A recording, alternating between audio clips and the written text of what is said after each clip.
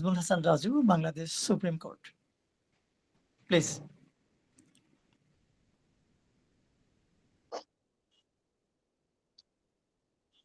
আসসালামু আলাইকুম। আমাকে কি শোনা যাচ্ছে? ওয়ালাইকুম আসসালাম, ক্লিয়ার। জি, যারা পার্টিসিপেন্ট আছেন দেশের এবং প্রবাস থেকে, আপনাদের সকলকে অনেক অনেক শুভেচ্ছা এবং অভিনন্দন। আপনাদের আমরা সবাই বলে থাকি আপনারা আসলে বাংলাদেশের জন্য রেমিটেন্স যোদ্ধা। তো এই রেমিটেন্স যোদ্ধাদের জন্যই আজকের আমাদের এই আয়োজন। বেসিক্যালি প্রবাসী কল্যাণ মন্ত্রণালয়ের একটি উইং হচ্ছে আপনার ওয়েজ আর্নার্স কল্যাণ বোর্ড। রাইস প্রকল্প নামে একটি প্রকল্প আমরা স্টার্ট করেছিলাম করোনাকালীন সময় থেকে। করোনাকালীন সময় থেকে এই পর্যন্ত 2,53,000 প্রবাসী যারা বাংলাদেশে রিটার্ন করেছেন বিভিন্ন কারণে, আমরা তাদেরকে বিভিন্ন রকমের সহযোগিতা এই প্রকল্পের মাধ্যমে করেছি এবং ভবিষ্যতে আরো উত্তরোত্তর সহযোগিতা করার জন্য আমরা আসলে প্রিপেয়ার্ড। এর মধ্যে বেশ কিছু সফল গল্প আমরা দেখেছি যে এই প্রকল্পের মধ্য দিয়ে অনেক প্রবাসী সফল উদ্যোক্তায় পরিণত হয়েছেন। কেউ খামার করেছেন, অ্যাগ্রো করেছেন, কেউ সেলাই মেশিন নিয়ে বেশ ভালো অবস্থান তৈরি করেছেন। তো এরকম বিভিন্ন ভাবে এই প্রকল্পের মধ্য দিয়ে আমরা দেখেছি যে অনেকের সফলতার গল্প তৈরি হয়েছে। এই সফলতার গল্প তৈরি করার পিছনে যেই বিষয়গুলো আছে তার মধ্যে প্রথম যেটা, সেটা হচ্ছে আমরা আসলে ট্রেনিং বা প্রশিক্ষণ দিয়ে থাকি। আমরা আইনগত বিভিন্ন সুরক্ষা দিয়ে থাকি দেশে কিংবা দেশের বাইরে, অর্থাৎ যারা প্রবাসে রয়েছেন। অনেকে আছেন আপনাদের পরিবার দেশে বিভিন্ন ধরনের আইনগত জটিলতায়, অথবা অনেকে আছেন ব্যবসা বা বিভিন্ন জায়গাতে বিনিয়োগ করে আপনাদের আপনারা মানে টাকা আটকে গেছেন, অথবা আপনারা সেই টাকা উদ্ধার করতে পারতেছেন না, ব্যবসা করতে গিয়ে প্রতারণার সাথে সামিল হয়েছেন বা প্রতারকের ফাঁদে পড়েছেন। এরকম অনেক রকমের সমস্যা মধ্যে যারা উপনীত হয়েছেন, এদের অনেককে আমরা আইনগত সহযোগিতা দিয়েছি বিভিন্ন ভাবে, ইনশাল্লাহ দিয়ে যাচ্ছি এবং আগামীতেও দিয়ে যাব।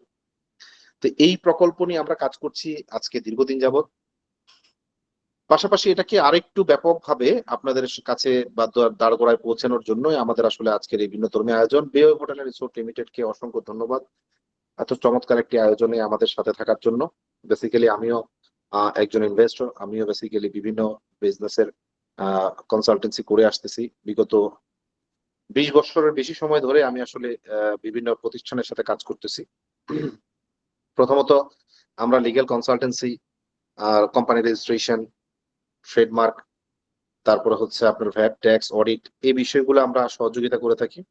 পাশাপাশি বিজনেসের স্টার্ট আপ অর্থাৎ ইনিশিয়াল স্টেজে যেসব সহযোগিতাগুলোর প্রয়োজন হয়, কোম্পানির ডেকোরাম তৈরি করার জন্য, কোম্পানি ফাউন্ডেশনের সময় কোম্পানির অ্যাডমিন প্যানেল, কোম্পানির মার্কেটিং, কোম্পানির ফাইন্যান্স ডিপার্টমেন্ট, কোম্পানির অ্যাডমিনিস্ট্রেশন থেকে শুরু করে বিভিন্ন জায়গায় আমরা বিভিন্ন যেই অর্গানোগ্রাম থাকে সেগুলোকে সাজাই দেই। এবং ইম্পর্টেন্ট বিষয় হচ্ছে এক্সিকিউশনে আমরা সহযোগিতা করে আসতেছি অনেকগুলো প্রতিষ্ঠানের সাথে।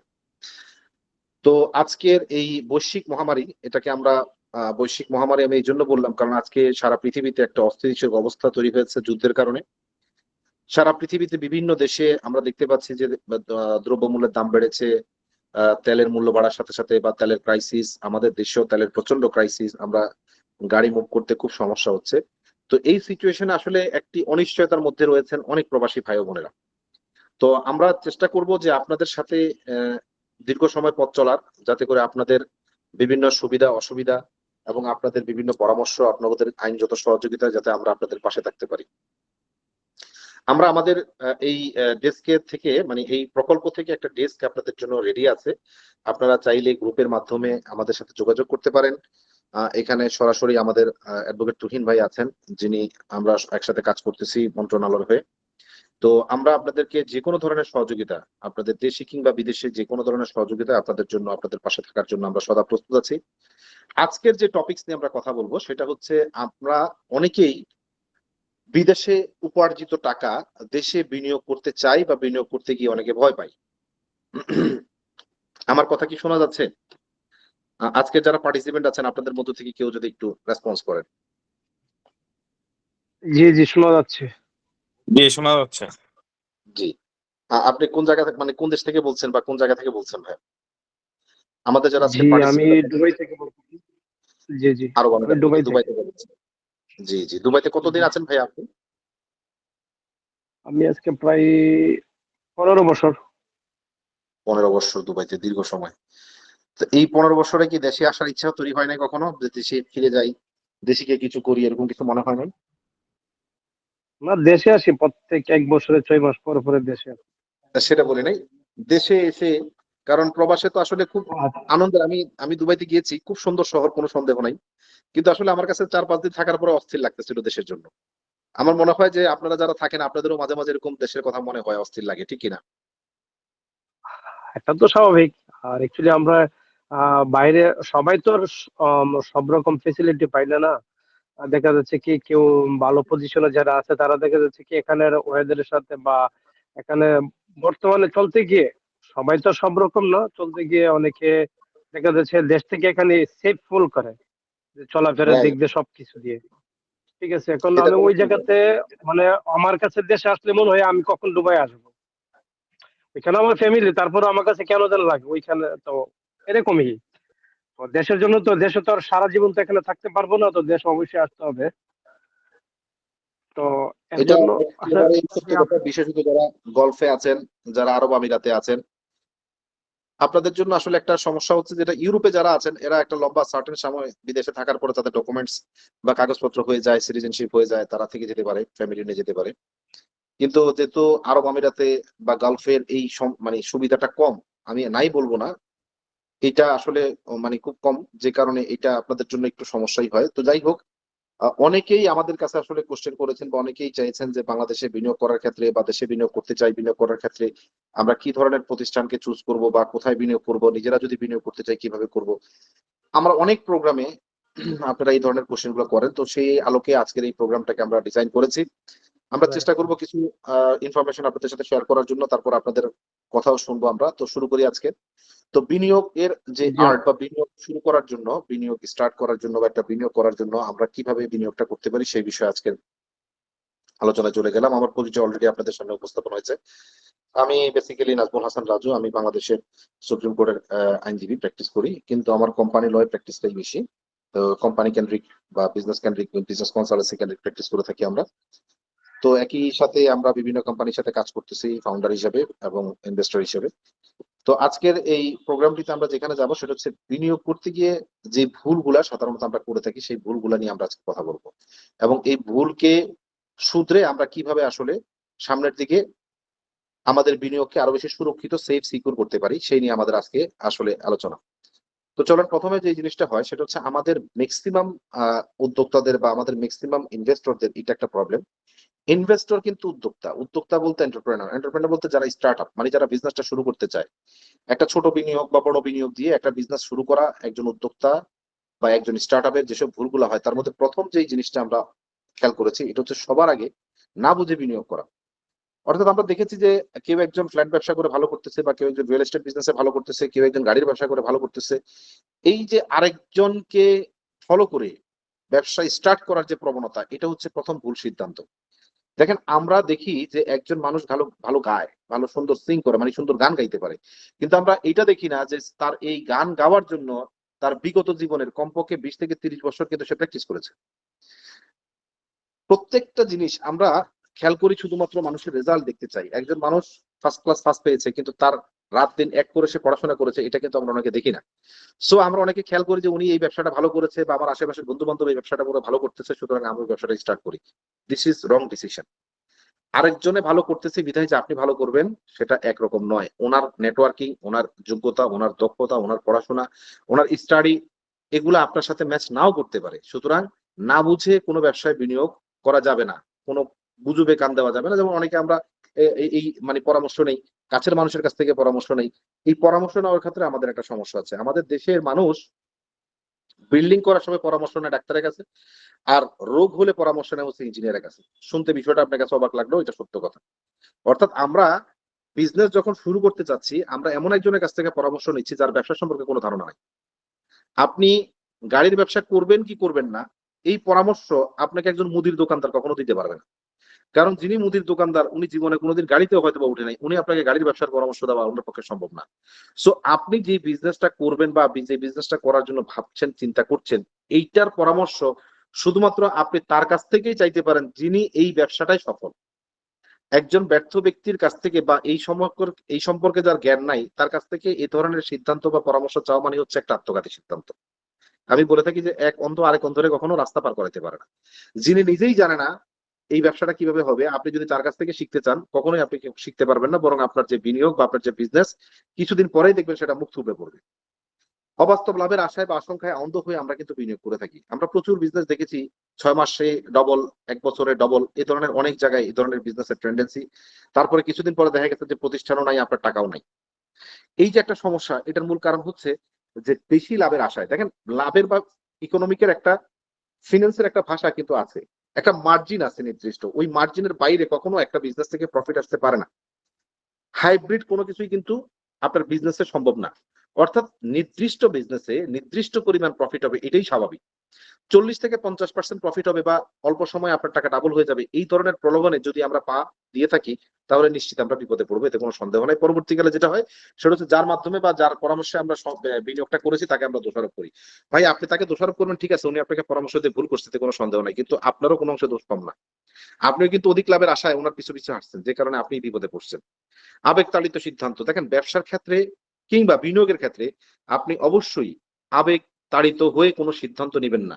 অর্থাৎ ইমোশন বহির্ভূত সিদ্ধান্ত আপনাকে নিতে হবে, আবেগ বহির্ভূত সিদ্ধান্ত আপনাকে নিতে হবে। আবেগ বহির্ভূত সিদ্ধান্ত বলতে আপনার খুব কাছের কেউ একজন আপনাকে ইনফ্লুয়েন্স করার চেষ্টা করতে পারে, খুব কাছের কেউ একজন আপনাকে বলছে ভাই এই বিজনেসটা ভালো, আমি করছি তুমিও করো। এই যে অন্যের কথায় আবেগ তাড়িত হয়ে কোনো সিদ্ধান্ত নেওয়া, এটা মোটেই উচিত নয়।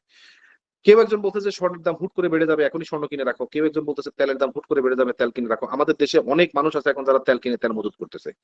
সরকার এটাকে কোনোভাবেই হয়তো আহ কন্ট্রোল করতে পারতেছে না। আমি দেখলাম যে নতুন করে অ্যানাউন্স করছে যে তেলের মজুতদারকে যদি ধরায় দিতে পারেন তাহলে আপনাকে পুরস্কৃত করা হবে। তার মানে তেলের মজুত হচ্ছে। কেন হচ্ছে? উনি ধারণা করতেছে যে তেল মজুত করে রাখতে পারলে কিছুদিন পরে তেল ডাবল দামে বিক্রি করতে পারবে, কিন্তু আসলে করতেছেও। আমি এই মুহূর্তে কক্সবাজার আছি, তো আমি এখানে দেখলাম যে তেলের সাধারণত আমাদের দেশের অক্টেনের দাম 120 টাকা, এখানে 250 টাকা অক্টেন চলতেছে। মোটরসাইকেলের তেল বিক্রি করতেছে অনেকেই, বিভিন্ন জায়গায় আমি শুনলাম। তো এরকম অনেকেই করতেছে, বাট এটা কিন্তু আপনার লং টার্ম কোনো প্রসেস না, এটা বিজনেস না। এটা হচ্ছে একটা সাময়িক সুবিধা আপনি পাইছেন, যে সুবিধাটা কাজে লাগায় আপনি অন্যকে ঠগায়া একটা বাড়তি মুনাফা করতেছেন, এটা বিজনেসের কোনো পরিভাষাই পড়ে না।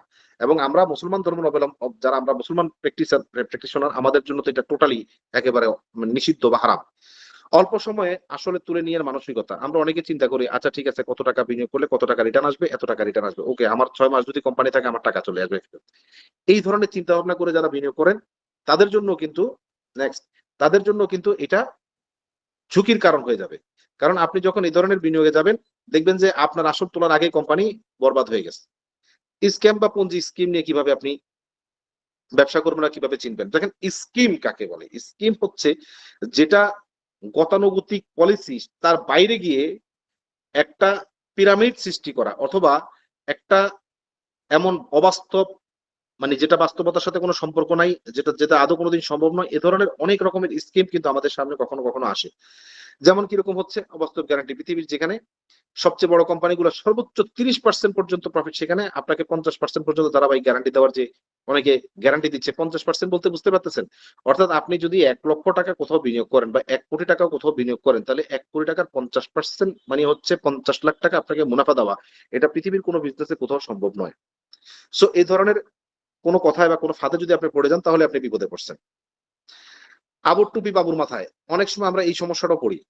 অনেক সময় দেখা যায় যে উদ্যোক্তারা ব্যবসা না বুঝে টাকা তোলেন। পরে লাভ দিতে না পারলে প্রোডাক্ট খুলে সেখান থেকে বলে যে ভাই আপনি এখান থেকে নিয়ে যান। আমরা এই ধরনের অনেক প্রতিষ্ঠানের মামলা করেছি, অনেক প্রতিষ্ঠানকে দেখেছি যারা মার্কেট থেকে টাকা তুলছে এক প্রোডাক্টের কথা বলে, পরে সেই প্রোডাক্টটা দিতে না পারে আরেক জায়গায়। এটা রিয়েল এস্টেট বিজনেস অনেক বেশি হয়। অর্থাৎ আপনাকে দেখাচ্ছে লাকসাম, আপনাকে নিয়ে যাচ্ছে আসাম। কারণ তার কাছে লাকসামের যে প্রোডাক্ট আপনার কাছে বিক্রি করছে আলটিমেট সেই প্রোডাক্ট আপনাকে ডেলিভারি দিতে পারতেছে না। পরে আপনারা নিয়ে আসামে স্থানান্তর করতেছে। আপনিও চিন্তা করতেছেন বাধ্য হয়ে কিছু করার নাই, টাকা তো দিতে পারবো না। ঠিক আছে বাবা, লাকসামেরটা আসাম চলে যাই। এই ধরনের যে বিষয়গুলো সেগুলো আগে থেকে আমাদেরকে বোঝার চেষ্টা করতে হবে। কিভাবে আমরা বুঝবো সেটা আমরা একটু পরে আলোচনা করতেছি। বাস্তবসম্মত লক্ষ্য। দেখেন একটা বিজনেসে 18 থেকে 20%, 22%, 25% পর্যন্ত প্রফিট আসতে পারে, এটা স্বাভাবিক। কারণ ব্যাংক লোন যদি 13% দিয়ে থাকে, তাহলে একজন ব্যবসায়ী ব্যাংকের কাছ থেকে 13% হারে লোন নিয়ে সে যদি 20% প্রফিট না করতে পারে, তাহলে সে বিজনেস কন্টিনিউ করতে পারবে না। তার মানে দাঁড়াচ্ছে যে এটা ক্যালকুলেশনে একেবারে ক্লিয়ার যে 18 থেকে 20% সর্বোচ্চ হতে পারে, সেটা আরো 2-1% বেশি। কিন্তু এর বেশি যদি আপনার কোথাও থেকে আশা করেন বা আপনি কোথাও থেকে এই লাভের আশায় যদি বিনিয়োগ করেন, তাহলে আপনার সেই বিনিয়োগ রিস্কে পড়ে যাবে। রিজনটা কি? রিজন হচ্ছে, যিনি আপনার কাছ থেকে এই বিজনেসের অফারটা দিয়েছে বা যিনি আপনার কাছ থেকে এই বিনিয়োগের কথা বলতেছে, আপনি ওনাকে বুঝতে পারতেছেন যে ওনার ব্যবসাটা এই মুহূর্তে খুব ভালো চলতেছে। ভাই মনে রাখবেন যে অ্যাসেট কখনো দেখা যায় না, লাইবিলিটি কখনো দেখা যায় না, শুধু এক্সপেন্স দেখা যায় আর ইনকাম দেখা যায়। অর্থাৎ আপনি মাসে কত টাকা ইনকাম করতেছেন আর কত টাকা খরচ করতেছেন এটা মানুষ দেখবে, বাট আপনার কত টাকা ঋণ আছে কিংবা আপনার কত টাকার প্রপার্টি আছে এটা কিন্তু কেউ দেখতে পায় না। আপনার দুবাইতে একটা ফ্ল্যাট থাকতে পারে, সেটা কিন্তু মানুষ দেখতে পায় না। কিন্তু মানুষ দেখে কোনটা? আপনি কত দামি ঘড়ি পড়ছেন, কত দামি মোবাইল আপনি ব্যবহার করতেছেন। তার মানে যে দামি মোবাইল বা দামি ঘড়ি ব্যবহার করতেছেন, দিস ইজ এক্সপেন্স। আর আপনার অ্যাসেট কোনটা? আপনার অ্যাসেট হচ্ছে আপনার ফ্ল্যাট, আপনার গাড়ি, আপনার বাড়ি, আপনার ল্যান্ড, এগুলো হচ্ছে আপনার অ্যাসেট। তো নরমালি আমরা কি দেখি? নরমালি আমরা সাধারণত দেখি মানুষের এক্সপেন্স, মানুষের খরচটা দেখি, কিন্তু মানুষের অ্যাসেটটা দেখি না। ঠিক একইভাবে আমরা কিন্তু মানুষের লাইবিলিটিও দেখি না। লাইবিলিটি মিন্স আপনার লোন। একটা মানুষ আপনি দেখতেছেন যে সে প্রচুর টাকা খরচ করতেছে, সে কোটি কোটি টাকা খরচ করতেছে, কিন্তু এই কোটি টাকা খরচের অন্তরালে সে যে মানুষের কাছ থেকে কয়েকশো কোটি টাকা লোন নিয়ে রাখছে, সেটা কিন্তু আমরা অনেকে জানি না। যে কারণে আমরা শুধুমাত্র এক্সপেন্স আর লাইবিলিটি দেখে বা এক্সপেন্স বা ইনকাম দেখে কিন্তু আমরা কাউকে চিহ্নিত করতে পারবো না। তাহলে আমরা যদি কাউকে চিনতে হয়, জানতে হয়, বুঝতে হয়, তার এক্সপেন্স এবং ইনকাম অর্থাৎ তার খরচ এবং তার আয় দেখার পাশাপাশি তার কি পরিমাণ অর্থ সম্পদ আছে কিংবা তার কি পরিমাণ লোন আছে বা ঋণ আছে, এটাও কিন্তু আমাদেরকে জানতে হবে বিনিয়োগ করার আগেই। অবাস্তব বা গ্যারান্টি যেখানে আমরা বললাম, এরপরে হচ্ছে আমাদের বিনিয়োগের আগে নিজের প্রস্তুতি নিতে হবে। ভাই এটা সবচেয়ে ইম্পর্টেন্ট কথা, এখানে বেশ কয়েকটা ইম্পর্টেন্ট কথা বলা আছে। প্রথমত হচ্ছে যে আপনার নিজের উপর বিনিয়োগ, যে কথাটা আমি সবার আগে আপনাকে বলবো, আপনার নিজের উপরে বিনিয়োগ করা খুবই জরুরি। দেখেন আপনার কষ্ট উপার্জিত অর্থ, আপনি 1 কোটি টাকা কোথাও বিনিয়োগ করতে যাচ্ছেন, এটা আপনার কষ্টের টাকা, কোনো সন্দেহ নাই। আপনি এই টাকা বিনিয়োগ করার আগে যেই ব্যবসায় বিনিয়োগ করবেন, সেই ব্যবসা সম্পর্কে মিনিমাম নলেজ আপনার নিজের থাকা উচিত। এবং এই নলেজ বা এই শিক্ষাটা বা এই জ্ঞানটা নেওয়া বর্তমানে কোনো বিষয়ই না। আপনার ইউটিউবের মধ্যে প্রচুর সময় আমরা ফেসবুকে এবং ইউটিউবে নষ্ট করতেছি। আমরা ইউটিউবে বা ফেসবুকে অযথা সময় নষ্ট না করে আপনি যেই ব্যবসায় বিনিয়োগ করতে চান, সেই ব্যবসার উপরে যদি গুগল করেন বা ফেসবুক বা ইউটিউবে যদি আপনি সার্চ করেন, আপনি প্রচুর টিউটোরিয়াল পাবেন। আর আপনি যদি কন্টিনিউয়াসলি 2-1 মাস এই টিউটোরিয়াল কন্টিনিউ করেন, অর্থাৎ এই প্রশিক্ষণ যদি আপনি অনলাইনে ফ্রি প্রশিক্ষণ আছে আপনার জন্য। বাট আমরা যেটা করি সেটা হচ্ছে আমাদের জীবনের অসংখ্য সময়, দিনের 1 থেকে 2 ঘন্টা, 3 ঘন্টা, 5 ঘন্টা সময় আমরা অনেক সময় ফেসবুকে অযথা নষ্ট করি। বাট আপনি যদি ওই ফেসবুকে ঘাটাঘাটি করে সময় নষ্ট না করে যদি ইউটিউবে একটা টিউটোরিয়াল দেখেন বা বোঝার চেষ্টা করেন, তাহলে কিন্তু আপনি অনেক বেশি জ্ঞান আহরণ করতে পারতেছেন। তার মানে আপনি যে বিজনেস করতে চান, আপনার ওই বিজনেসের মিনিমাম নলেজটা আপনি অনলাইনের মাধ্যমেও কিন্তু আহরণ করতে পারেন বা অনলাইনের মাধ্যমেও কিন্তু আপনি জ্ঞান লাভ করতে পারেন। এই যে ট্রেন করা নিজেকে বা ট্রেনিং করা বা নিজেকে ট্রেন করা, এটা খুবই গুরুত্বপূর্ণ কোনো বিনিয়োগে যাওয়ার আগে। তাহলে সবার আগে যেটা আমাদেরকে করতে হবে সেটা হচ্ছে নিজেকে ট্রেন করতে হবে এবং যেই সেক্টরে আমি বিনিয়োগ করতে চাই সেই সেক্টরটাকে ভালো করে বোঝাটা খুব ইম্পর্টেন্ট। তারপরে যেটা যাব সেটা হচ্ছে নেক্সট, ব্যবসা বাছাইয়ের জন্য মৌলিক 3টা প্রশ্ন আমরা যাচ্ছি। মৌলিক 3টা প্রশ্ন কোথায় যাচ্ছি? সেক্টর, নিশ এবং প্রাইস স্ট্র্যাটেজি। দেখেন প্রাইসিং স্ট্র্যাটেজি বা প্রাইসিং স্ট্র্যাটেজিটা কি, আমরা একটু একটার পর একটা আসি। 1 নাম্বারটা হচ্ছে সেক্টর। ব্যবসায় কোন সেক্টরে বা কোন মার্কেটে এখন ডিমান্ড আছে সেটা আপনাকে বুঝতে হবে। যেমন ধরেন এই মুহূর্তের জন্য আমাদের কাছে মনে হচ্ছে যে তেলের বাজার খুব গরম। তার মানে আপনাকে বুঝতে হবে যে আজকের দিন, আগামীকালকে, পরশু, তরশু, 1 সপ্তাহের মধ্যে হয়তো তেলের দাম আমরা খুব ভালো দেখতে পাচ্ছি। এটা কি লং লাস্টিং কোনো বিজনেস? এটা আপনাকে আগে বুঝতে হবে। দেখেন তেলের এই বাজারটা, এটা কি কন্টিনিউয়াসলি এরকমই থাকবে? এই মার্কেটটা কি গ্রোয়িং সেগমেন্ট? না। ভাই আপনি এটাকে বুঝতে হবে যে তেলটা হচ্ছে একটা দেশের, সারা দেশের জন্য, একটা জাতির জন্য সবচাইতে ভাইটাল, সবচাইতে ইম্পর্টেন্ট প্রোডাক্টের নাম হচ্ছে জ্বালানি। এই জ্বালানির সাথে সাথে সকল প্রোডাক্টের দাম অটোমেটিক্যালি বেড়ে যাবে। কেন? আপনি যদি জ্বালানি বেড়ে যায়, তাহলে আপনার কস্টিং বেড়ে যাবে ট্রান্সপোর্টেশনের। ট্রান্সপোর্টেশন কস্টিং যখন বেড়ে যাবে, অর্থাৎ যাতায়াতের খরচ বা ট্রান্সপোর্টেশন কস্টিং বেড়ে যাওয়ার সাথে সাথে সকল প্রোডাক্টের দাম অটোমেটিক্যালি বাড়তে থাকবে। সুতরাং এইটাকে কখনো কোনো দেশের কোনো সরকার এটাকে বাড়তে দেয়, এটা সেই সরকার কখনোই চায় না। সুতরাং আপনার এই তেলের বাজার আপাতত ভালো মনে হইলেও এটার কিন্তু ভবিষ্যৎ ভালো না। সো এই যে ধরেন বেওয়ে হোটেল এন্ড রিসোর্ট লিমিটেডের কথা বলতেছি, বিজনেসটা হচ্ছে গ্রোয়িং সেক্টর। কিসের বিজনেস ওনাদের? ট্রাভেলস এর বিজনেস, ট্যুরস এর বিজনেস। দেখেন আজকের বাংলাদেশে বা পৃথিবীর সকল জায়গায় আপনি যদি দেখেন, মানুষের মধ্যে ঘুরে বেড়ানোর, এন্টারটেইনমেন্ট, রিফ্রেশমেন্ট, এটার একটা প্রতিনিয়ত কিন্তু মানুষের মধ্যে এটা টেন্ডেন্সি বেড়ে চলছে। কেন? কারণ হচ্ছে মানুষ জয়েন্ট ফ্যামিলিকে ভেঙে একক ফ্যামিলিতে রূপান্তরিত হচ্ছে দিনকে দিন। জয়েন্ট ফ্যামিলি বলতে আগে একটা সময় মানুষের অনেক বড় বড় পরিবার ছিল, অনেক বড় চাচা চাচি জ্যাঠা জেঠি চাচাতো বোন জ্যাঠাতো বোন সবাই মিলে একটা পরিবার ছিল, দাদা দাদি নানা নানি। তখন কি হইতো, পরিবারের কারো না কারো সাথে আপনার বা আমাদের একটা ভালো সম্পর্ক থাকার কারণে আমাদের সুখ দুঃখের কথা, আমাদের পরামর্শগুলো আমরা সেই মুরব্বীর কাছ থেকে নিতে পারতাম। বাট আজকের দিনে যেটা হয়েছে, সিস্টেমেটিক কারণে হোক আর যে কোনো কারণেই হোক, আমাদের এই বড় জয়েন্ট ফ্যামিলি গুলো ভেঙে যাওয়ার কারণে আমাদের পরামর্শদাতা কমে গেছে, আমাদের মুরব্বী কমে গেছে, যে কারণে আমাদের কিন্তু পরামর্শের জায়গাও কম, ঘুরার জায়গাও কম। আমাদের মনের মধ্যে এখন অনেক রকমের ফ্রাস্ট্রেশন তৈরি হয়, কারণ আমাদের গার্ডিয়ান না থাকার কারণে যে সমস্যাটা কিন্তু তৈরি হচ্ছে। এরপরে ধরেন বিভিন্ন কারণে হচ্ছে, আপনার অর্থনৈতিক অবকাঠামো তৈরি হয়েছে, আপনার আগে অর্থনৈতিক অবস্থা ভালো ছিল না, এখন ভালো হয়েছে, আপনার এখন মন চায় একটা ভালো রেস্টুরেন্টে খেতে যেতে, মন চায় আপনার একটু ঘুরতে যেতে। এই যে মানুষের ক্রয় ক্ষমতা বাড়ার সাথে সাথে অটোমেটিক্যালি তার কিন্তু ঘুরতে যাওয়ার বা এন্টারটেইনমেন্টের প্রবণতা বাড়তে থাকে। যেটার কি হয়েছে সুবিধা, আগামী দিনে এই বিজনেসটা হচ্ছে একটা গ্রুমিং বিজনেস, একটা গ্রোয়িং বিজনেস। এই ইন্ডাস্ট্রি অর্থাৎ ট্যুরিজম ইন্ডাস্ট্রি আগামী দিনে একটা চমৎকার বিজনেস নিয়ে আসতে পারে। এটা শুধু বাংলাদেশে না, পৃথিবীর সকল দেশেই একই অবস্থা।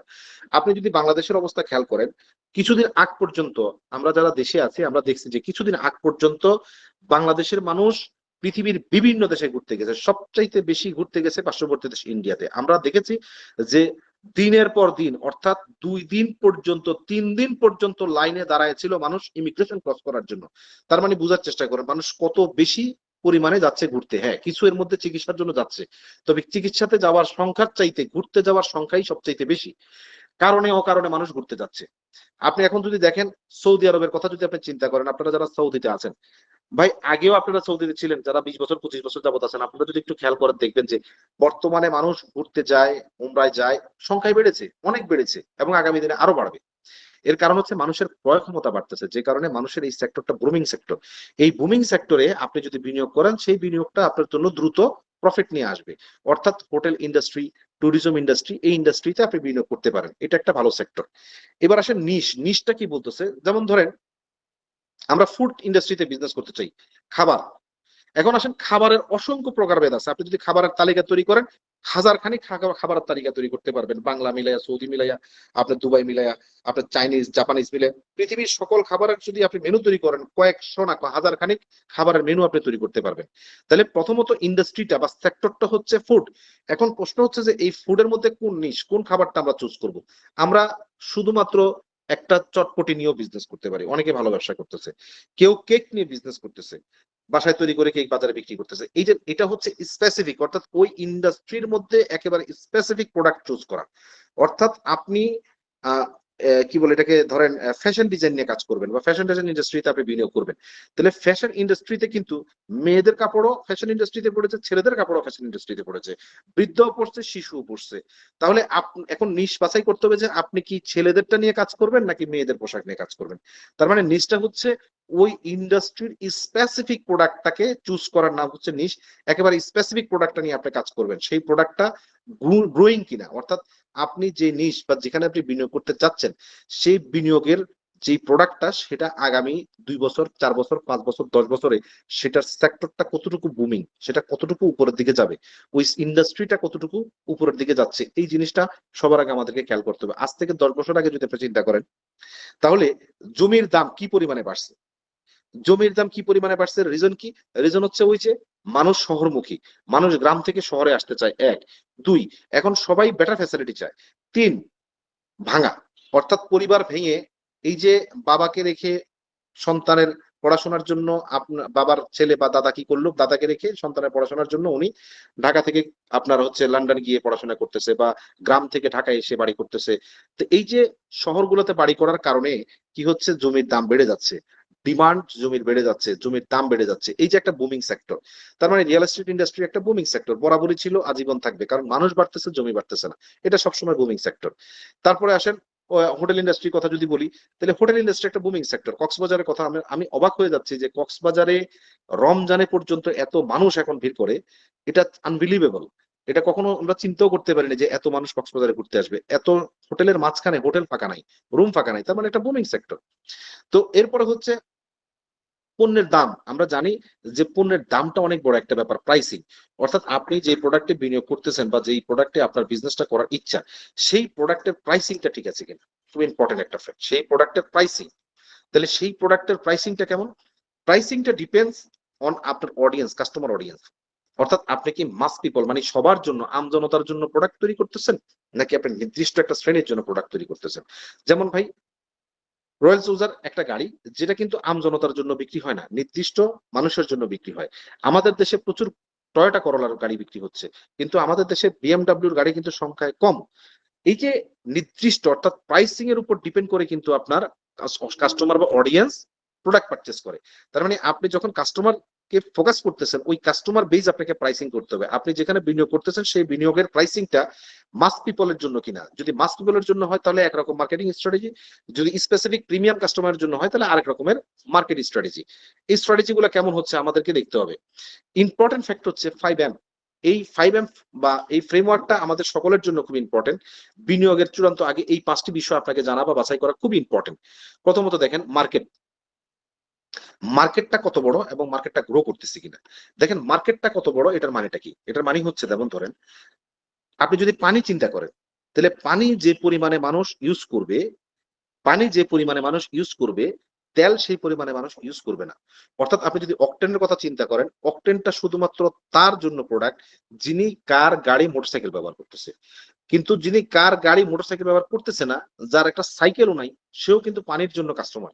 অর্থাৎ পানি এমন একটা প্রোডাক্ট যেটা সকলের জন্য দরকার। তাহলে প্রশ্ন হচ্ছে, যেই প্রোডাক্টটা নিয়ে আপনি কাজ করতেছেন ওটার মার্কেটটা কত বড়।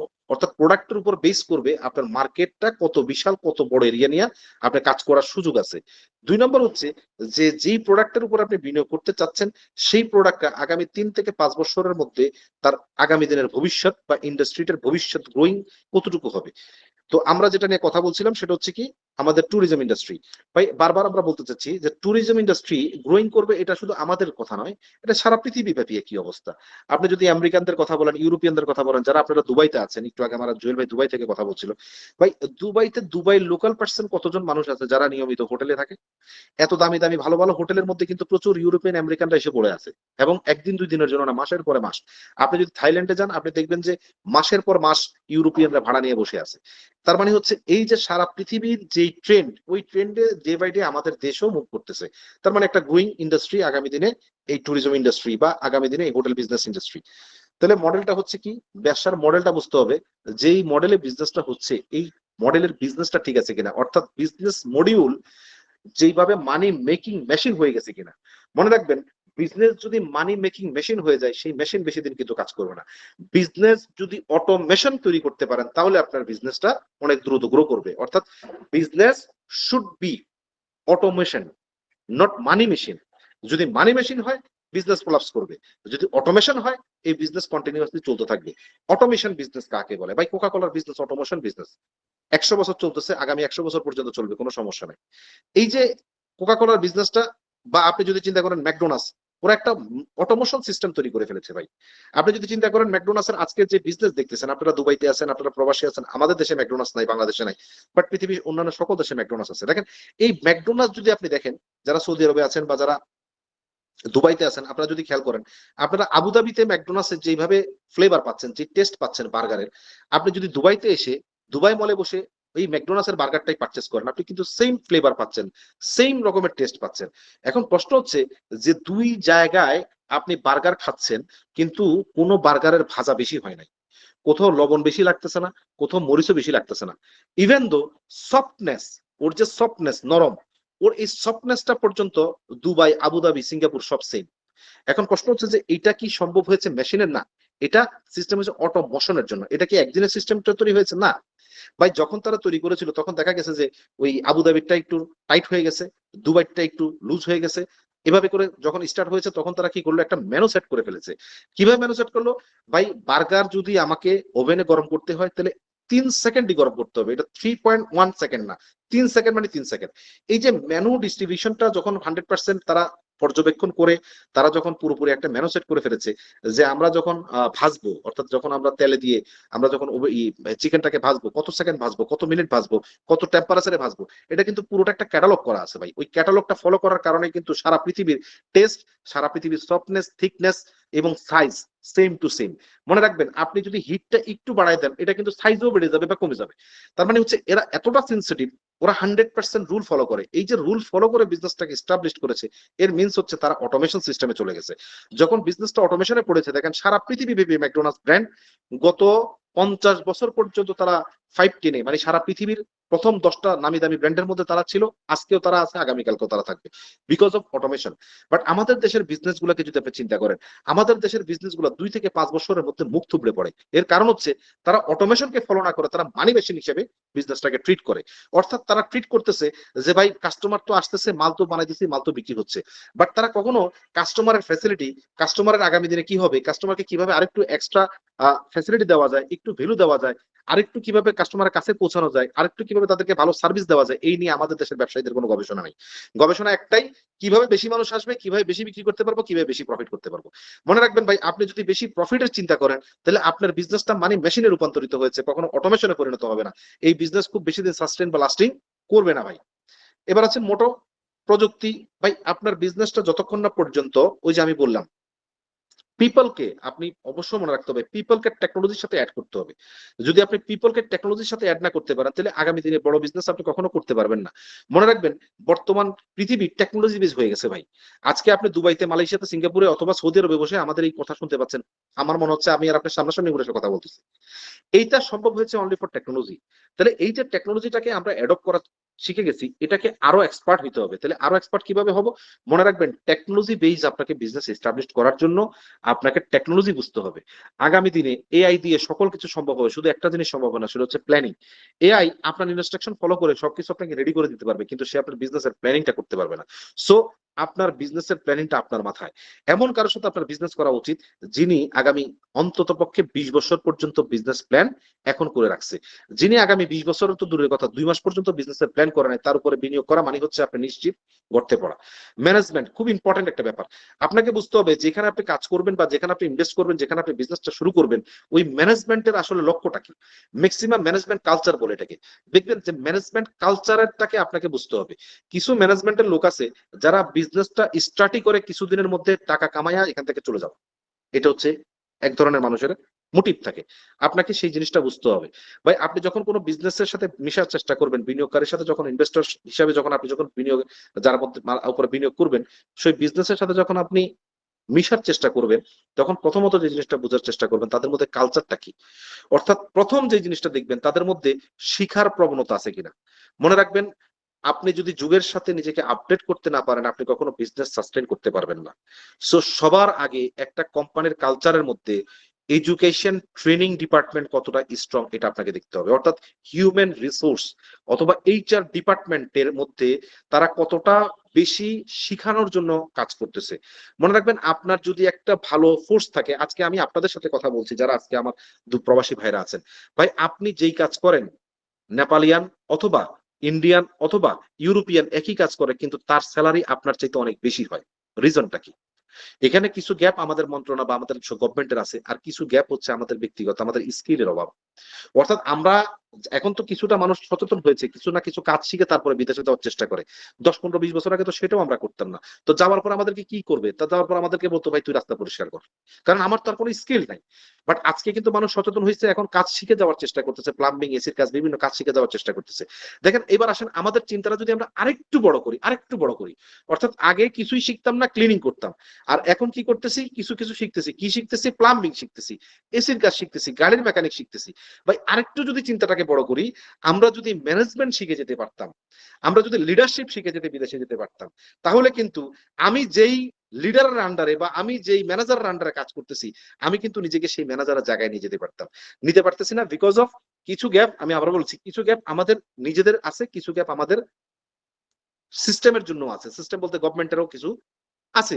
তো সবকিছু মিলে কিন্তু আমাদের স্কিলটা হচ্ছে মুখ্য। মনে রাখবেন আপনার মধ্যে যদি প্রতিভা থাকে, আপনার যদি স্কিল থাকে, অবশ্যই আপনি আপনার জায়গায় পৌঁছতে পারবেন। হয়তো একটু সময় বেশি বা কম লাগবে। অন্যের সহযোগিতা থাকলে তাড়াতাড়ি যেতে পারতেন। সহযোগিতা না থাকলে একটু দেরি হবে কিন্তু যাবেনই যাবেন। আর সবার আগে ইম্পর্টেন্ট হচ্ছে মানি, কোম্পানির মানি বা যেখানে আপনি বিনিয়োগ করতেছেন তার ক্যাশ ফ্লো বা তার ফাইন্যান্স বা তার অ্যাকাউন্টিং সিস্টেম। মনে রাখবেন আপনার দক্ষতা যদি অ্যাকাউন্টিং এর উপরে না থাকে, সারা পৃথিবী আপনি গেইন করবেন কিন্তু দিন শেষে আপনি দেখবেন আপনি জিরো। কারণ অ্যাকাউন্টস বা অ্যাকাউন্টিংটা হচ্ছে এমন একটা ব্যাপার, আপনি সেলস ভালো করতেছেন, আপনি মার্কেটিং ভালো করতেছেন, আপনি ভালো প্রোডাক্ট তৈরি করেছেন, আপনি চমৎকার বিজনেস আইডিয়া নিয়ে মার্কেটে এসেছেন, এভরিথিং ইজ গুড, আপনার ম্যান পাওয়ারও চমৎকার, কিন্তু আপনার অ্যাকাউন্টসটা ঠিক নাই। তাহলে কি হলো? আপনি সারাদিন জাল নিয়ে মাছ ধরলেন, যেই থলিতে মাছ রাখলেন থলিটা হচ্ছে ফুটা। অর্থাৎ দিন শেষে আপনি গিয়ে দেখবেন খালি থলি যেটা নিয়ে বাড়ি থেকে বের হইছেন সেটা নিয়ে বাড়িতে পৌঁছাইছেন। সারাদিনের কোনো মাছই আপনার থলিতে আর থাকলো না। বিকজ অফ থলির নিচে ফাঁকা। সো থলির নিচটা ফাঁকা হইলে যেমন আপনি সারাদিনের পরিশ্রম বৃথা। আপনি মনে রাখবেন একটা বিজনেসের জন্য অ্যাকাউন্ট বা ফাইন্যান্সটা হচ্ছে সেম থিংস। আপনার যদি অ্যাকাউন্টিং বা ফাইন্যান্সিং যদি আপনার ভালো না থাকে, তাহলে আপনি সারাদিনের যত পরিশ্রম, এত আয়োজন, মার্কেটিং, এত ম্যানেজমেন্ট, এত লোকজন সবই আপনার জন্য বৃথা হয়ে যাবে, একটা সময় জিরো হয়ে যাবে। ফাউন্ডারকে কিভাবে মূল্যায়ন করবেন ভাই? বিজনেসের ফাউন্ডার, ওই যে একটু আগে আমি কালচারের জায়গায় কথাগুলো বলে আসছি। ভাই আপনাকে মনে রাখতে হবে যিনি ফাউন্ডার উনি কেন এসেছে এটা আপনাকে সবার আগে বুঝতে হবে। উনি কি টাকার জন্য এসেছে না উনি মানুষের জন্য এসেছে? মনে রাখবেন যিনি মানুষের জন্য কাজ করার জন্য কাজ করে, ওনার বিজনেস উনি চাইলেও হবে না চাইলেও হবে। আর যিনি মানি মেকিং বিজনেস তৈরি করতে চায় বা যিনি যে একটি মানি মেশিন তৈরি করতে চায়, ওনার বিজনেস কখনো সাস্টেন করবে না। So you should be follow your founder. যার মাধ্যমে আপনি বিজনেস করবেন বা যাকে আপনি বিনিয়োগ করবেন, সেখানে আপনি দেখবেন যিনি ফাউন্ডার উনি আসলে মানুষের জন্য কতটুকু নিবেদিত প্রাণ, ওনার মধ্যে কতটুকু কমন সেন্স, ওনার মধ্যে কতটুকু সেন্স আছে, বা উনি কতটুকু বিজনেসটা বুঝে, বা ওনার মধ্যে নিজেকে পরিবর্তন করার, ওনার মধ্যে নিজেকে পরিমার্জন করার সুযোগ আছে কিনা, বা এই জিনিসগুলো আপনাকে সবার আগে খেয়াল করতে হবে। যদি এগুলো থাকে মনে রাখবেন ওই বিজনেস ওই ফাউন্ডার কিন্তু অবশ্যই আপনার জন্য একটা ভালো বিজনেস নিয়ে আসতে পারবে। আর ফাউন্ডার না থাকলে তিনি অসুস্থ ব্যবসা চলবে কিনা? কখনোই চলবে না। তারপরে নেক্সটে চলে যাই, আসলে সময় আপনার আমাদের সবার জন্যই খুব গুরুত্বপূর্ণ। জাদু, অষ্টম আশ্চর্য মনে রাখবেন ভাই, এই কথাটা আমাদের আইনস্টাইন একটা কথা বলছে বিজনেস সংক্রান্ত। তো আজকে আমরা লম্বা সময় না নেই, ওইদিকে না যাই। তো প্রশ্ন হচ্ছে বিনিয়োগকে 20 বছরের আপনি একটা দীর্ঘমেয়াদী খেলায় পরিণত করতে হবে। শর্ট টার্ম বিনিয়োগে কোনো বিনিয়োগ হয় না। শর্ট টার্ম বিনিয়োগ মানে হচ্ছে স্কিম। শর্ট টার্ম বিনিয়োগ মিন স্কিম। 6 মাস, 2 মাস, 1 বছরের জন্য বিনিয়োগ মিনস স্কিম। স্কিমে আপনি রাতারাতি ধনীও হয়ে যেতে পারেন, রাতারাতি আপনার টাকা সব গায়েব হয়ে যেতে পারে। যদি আপনি টাকা গায়েব হওয়ার মতো রিস্ক নিতে চান, তাহলে আপনি 2 মাস, 6 মাস, 1 বছরের স্কিমে যেতে পারেন। আদারওয়াইজ আপনাকে একটা লং টার্ম প্রসেসে যেতে হবে। যেমন আমরা এখানে একটা এক্সাম্পল বলেছি, ভাই আপনি যদি 5 লাখ টাকা বিনিয়োগে কোনো বিজনেস স্টার্ট করেন বা 5 লাখ টাকা বিনিয়োগ করেন কোনো বিজনেসে, মনে রাখবেন আগামী 20 বছরে এই 5 লক্ষ টাকা 1,20,00,000 টাকা বা 1,60,00,000 টাকা গিয়ে পৌঁছাবে। খুব সিম্পল। এই 5 লক্ষ টাকা প্রথম 4 বছরে দ্বিগুণ হয়ে যাবে 18% হিসাবে। এরপরে হচ্ছে 4 লাখ টাকা হয়ে গেল। এরপরে যেটা হলো সেটা কত হয়েছে? ভাই 10 লাখ, 8 বছরে 20 লাখ, 20 বছরে সেটা পরিণত হয়েছে 1,60,00,000 টাকা। Simple calculation. কিন্তু এই ম্যাজিকটা তখনই সম্ভব যদি আপনি অন্তত লং টার্ম 20 বছর মেয়াদি একটা প্ল্যান করে আগাইতে পারেন। আর এতক্ষণ পর্যন্ত আমি যেগুলো বলছি সেগুলো তো থাকতেই হবে। পাশাপাশি আরো কিছু বিজনেসের এলিমেন্টস আছে, স্টেপ বাই স্টেপ আপনাদের সাথে ওয়েবিনারে আমরা সেগুলো নিয়ে কথা বলবো। এবার হচ্ছে শর্টকাট বা লুপ এড়িয়ে ফান্ডামেন্টালি আপনি যদি ভালো ব্যবসায় বিনিয়োগ করেন, তাহলে অবশ্যই আপনার বিজনেস আগামী দিনে ভালো হবে, কোনো সন্দেহ নাই। কিন্তু শর্টকাট এবং লুপ এড়াইতে হবে, এটা সবার আগে আমাদের ভাই কর্তব্য এবং দায়িত্ব। মনে রাখবেন শর্টকাট বা হিংটিং চট পলিসিতে কখনো বিজনেস হয় না। শর্টকাট কখনো বিজনেস হয় না। আমি সবসময় একটা বড় কথা বলি, এটা হচ্ছে চঞ্চলতা বড় দোষ, বিপদে পতিত হওয়ার লক্ষণ। চঞ্চলতা বড় দোষ, বিপদে পতিত হওয়ার লক্ষণ। ভাই অস্থির হয়ে কখনো কোনো বিজনেসে যাবেন না, এবং না বুঝে কোনো বিজনেসে স্টার্ট করবেন না। মানুষকে না বুঝে, কালচার না বুঝে 1 টাকাও কোথাও বিনিয়োগ করবেন না। মনে রাখবেন আপনি যেই ব্যবসা বুঝেন সেটাই শুধু আপনার জন্য বিনিয়োগ হবে। আর যদি না বুঝেন আপনি প্রয়োজনে শিখে নেন, বুঝে নেন। ভাই কষ্টের টাকা বিনিয়োগ করার আগে নিজে একটু ট্রেন হয়ে নেন। অনলাইনে আজকাল রিসোর্সের অভাব নাই। Thank you so much. আমরা কোশ্চেন এন্ড অ্যান্সার পর্বে যাই। লম্বা সময় আপনাদের সাথে কথা হয়েছে। কারো কোনো কোশ্চেন অ্যান্সার থাকলে আমরা সেটা নিয়ে এখন কথা বলবো।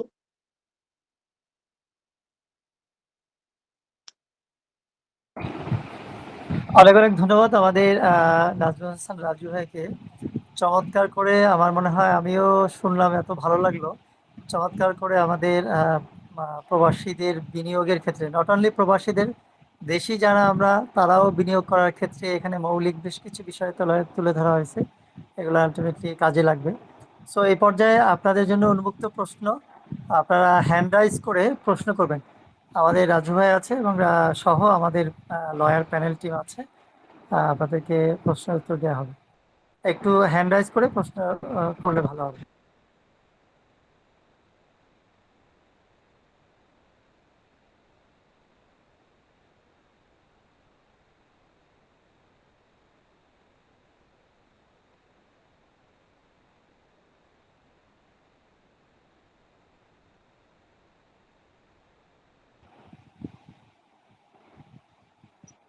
জি ভাইয়েরা, কেউ যদি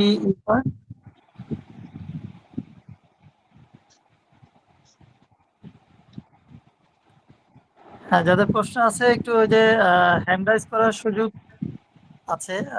দেখেন আপনার 3টা ডট আছে, ওখানে ক্লিক করলে বাম পাশে টপে বাম পাশে হ্যান্ড রাইজ করার সুযোগ আছে। ওই যে একজন হাত তুলছেন, সে কোশ্চেন করেন। জি প্লিজ। শিফাত হোসেন। আসসালামু আলাইকুম ভাই। ওয়ালাইকুম আসসালাম ভাইয়া, ভালো আছেন? জি আলহামদুলিল্লাহ ভালো। জি ভাই, আমি জানতে চাচ্ছিলাম যে প্রবাসীদের জন্য আসলে যে প্রবাসী কল্যাণ যে মন্ত্রণালয়, সেখান থেকে আসলে প্রবাসী যারা যাবে বা প্রবাসী যারা আছে তাদের জন্য আসলে কিরকম মানে সার্ভ বা আমাদের কোম্পানি বের থেকে বা কিরকম মানে হেল্পিং যে প্রজেক্টটা বা এই যে কম্বাইনিং যে জিনিসটা, এটা আসলে কিভাবে সার্ভ করা হবে আর কি। আচ্ছা, প্রথমত যারা আমাদের প্রবাসী ভাইরা আছেন, যারা প্রবাসে অবস্থান করতেছেন, আমরা তাদের জন্য সকল ধরনের লিগ্যাল সাপোর্ট আমরা দিয়ে আসতেছি এবং ভবিষ্যতেও আমাদের থাকবে। অর্থাৎ আপনি বা আপনার পরিবারের কেউ যদি কোনো ধরনের আইনগত কোনো জটিলতায় পড়েন, কোনো রকমের সমস্যা আপনাদের তৈরি হয় নিজের অথবা পরিবারের, আপনারা সরাসরি আমাদের হটলাইন নাম্বারে যোগাযোগ করতে পারেন। সেই ক্ষেত্রে আমাদের হটলাইন নাম্বার থেকে আপনাদের সাথে যোগাযোগ করে আপনাদের প্রবলেম সলভ করার জন্য কাজ করবে এবং সেটার পরামর্শ আপনারা পাবেন, কোনো সমস্যা নাই। বলুন বলুন বলুন। তো এটা হচ্ছে প্রথমত। এছাড়া যদি একেবারে অতপ্রত ভাবে গভর্নমেন্টের সাথে কোনো বিষয় রিলেট থাকে, সেটা আমরা সংশ্লিষ্ট মন্ত্রণালয়ের মাধ্যমে সংশ্লিষ্ট অধিদপ্তরে পাঠাবো, যেটা হয়তো আপনি সহজে ওই পর্যন্ত পৌঁছাইতে আপনার জন্য কষ্ট হইতো, সেটা হয়তো সহজে আমরা আপনাকে সেই পর্যন্ত নিয়ে যাওয়ার জন্য কাজ করবো। এই এটা ডিপেন্ডস অন কি ধরনের সিচুয়েশন বা কি ধরনের প্রবলেমে আপনি পড়ে আছেন সেটার উপরে।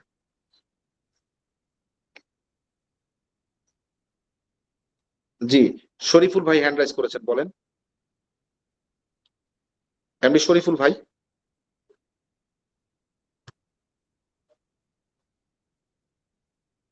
শরীফুল ভাই হ্যান্ড রাইজ করে রাখছেন, একটু ওনাকে আনমিউট করে দেন না।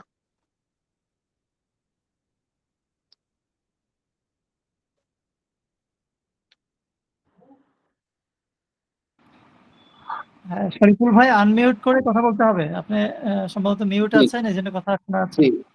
জি, শরীফুল ভাই আপনি একটু আনমিউট করে কথা বলেন। আপনি কি জানতে চাচ্ছেন? শুনতে পাচ্ছেন এখন? জি, আমি শুনতে পাচ্ছি আপনাকে। জি আচ্ছা, আমি একটা বিষয় জানতে চাচ্ছিলাম, সেটা হচ্ছে বিওওয়েব এর প্রজেক্টটা যদি শর্টে একটা ওভারভিউ আমাদেরকে জানান। এক, দ্বিতীয়ত হচ্ছে এখানে ইনভেস্টমেন্ট প্রসিডিউর এন্ড অপরচুনিটি বিষয়ে যদি একটু বলতেন। আচ্ছা, এই বিষয়ে মনে হয় ওনারা কেউ একজন বললে ভালো হয়। জি, হোসেন আল মামুন ভাই।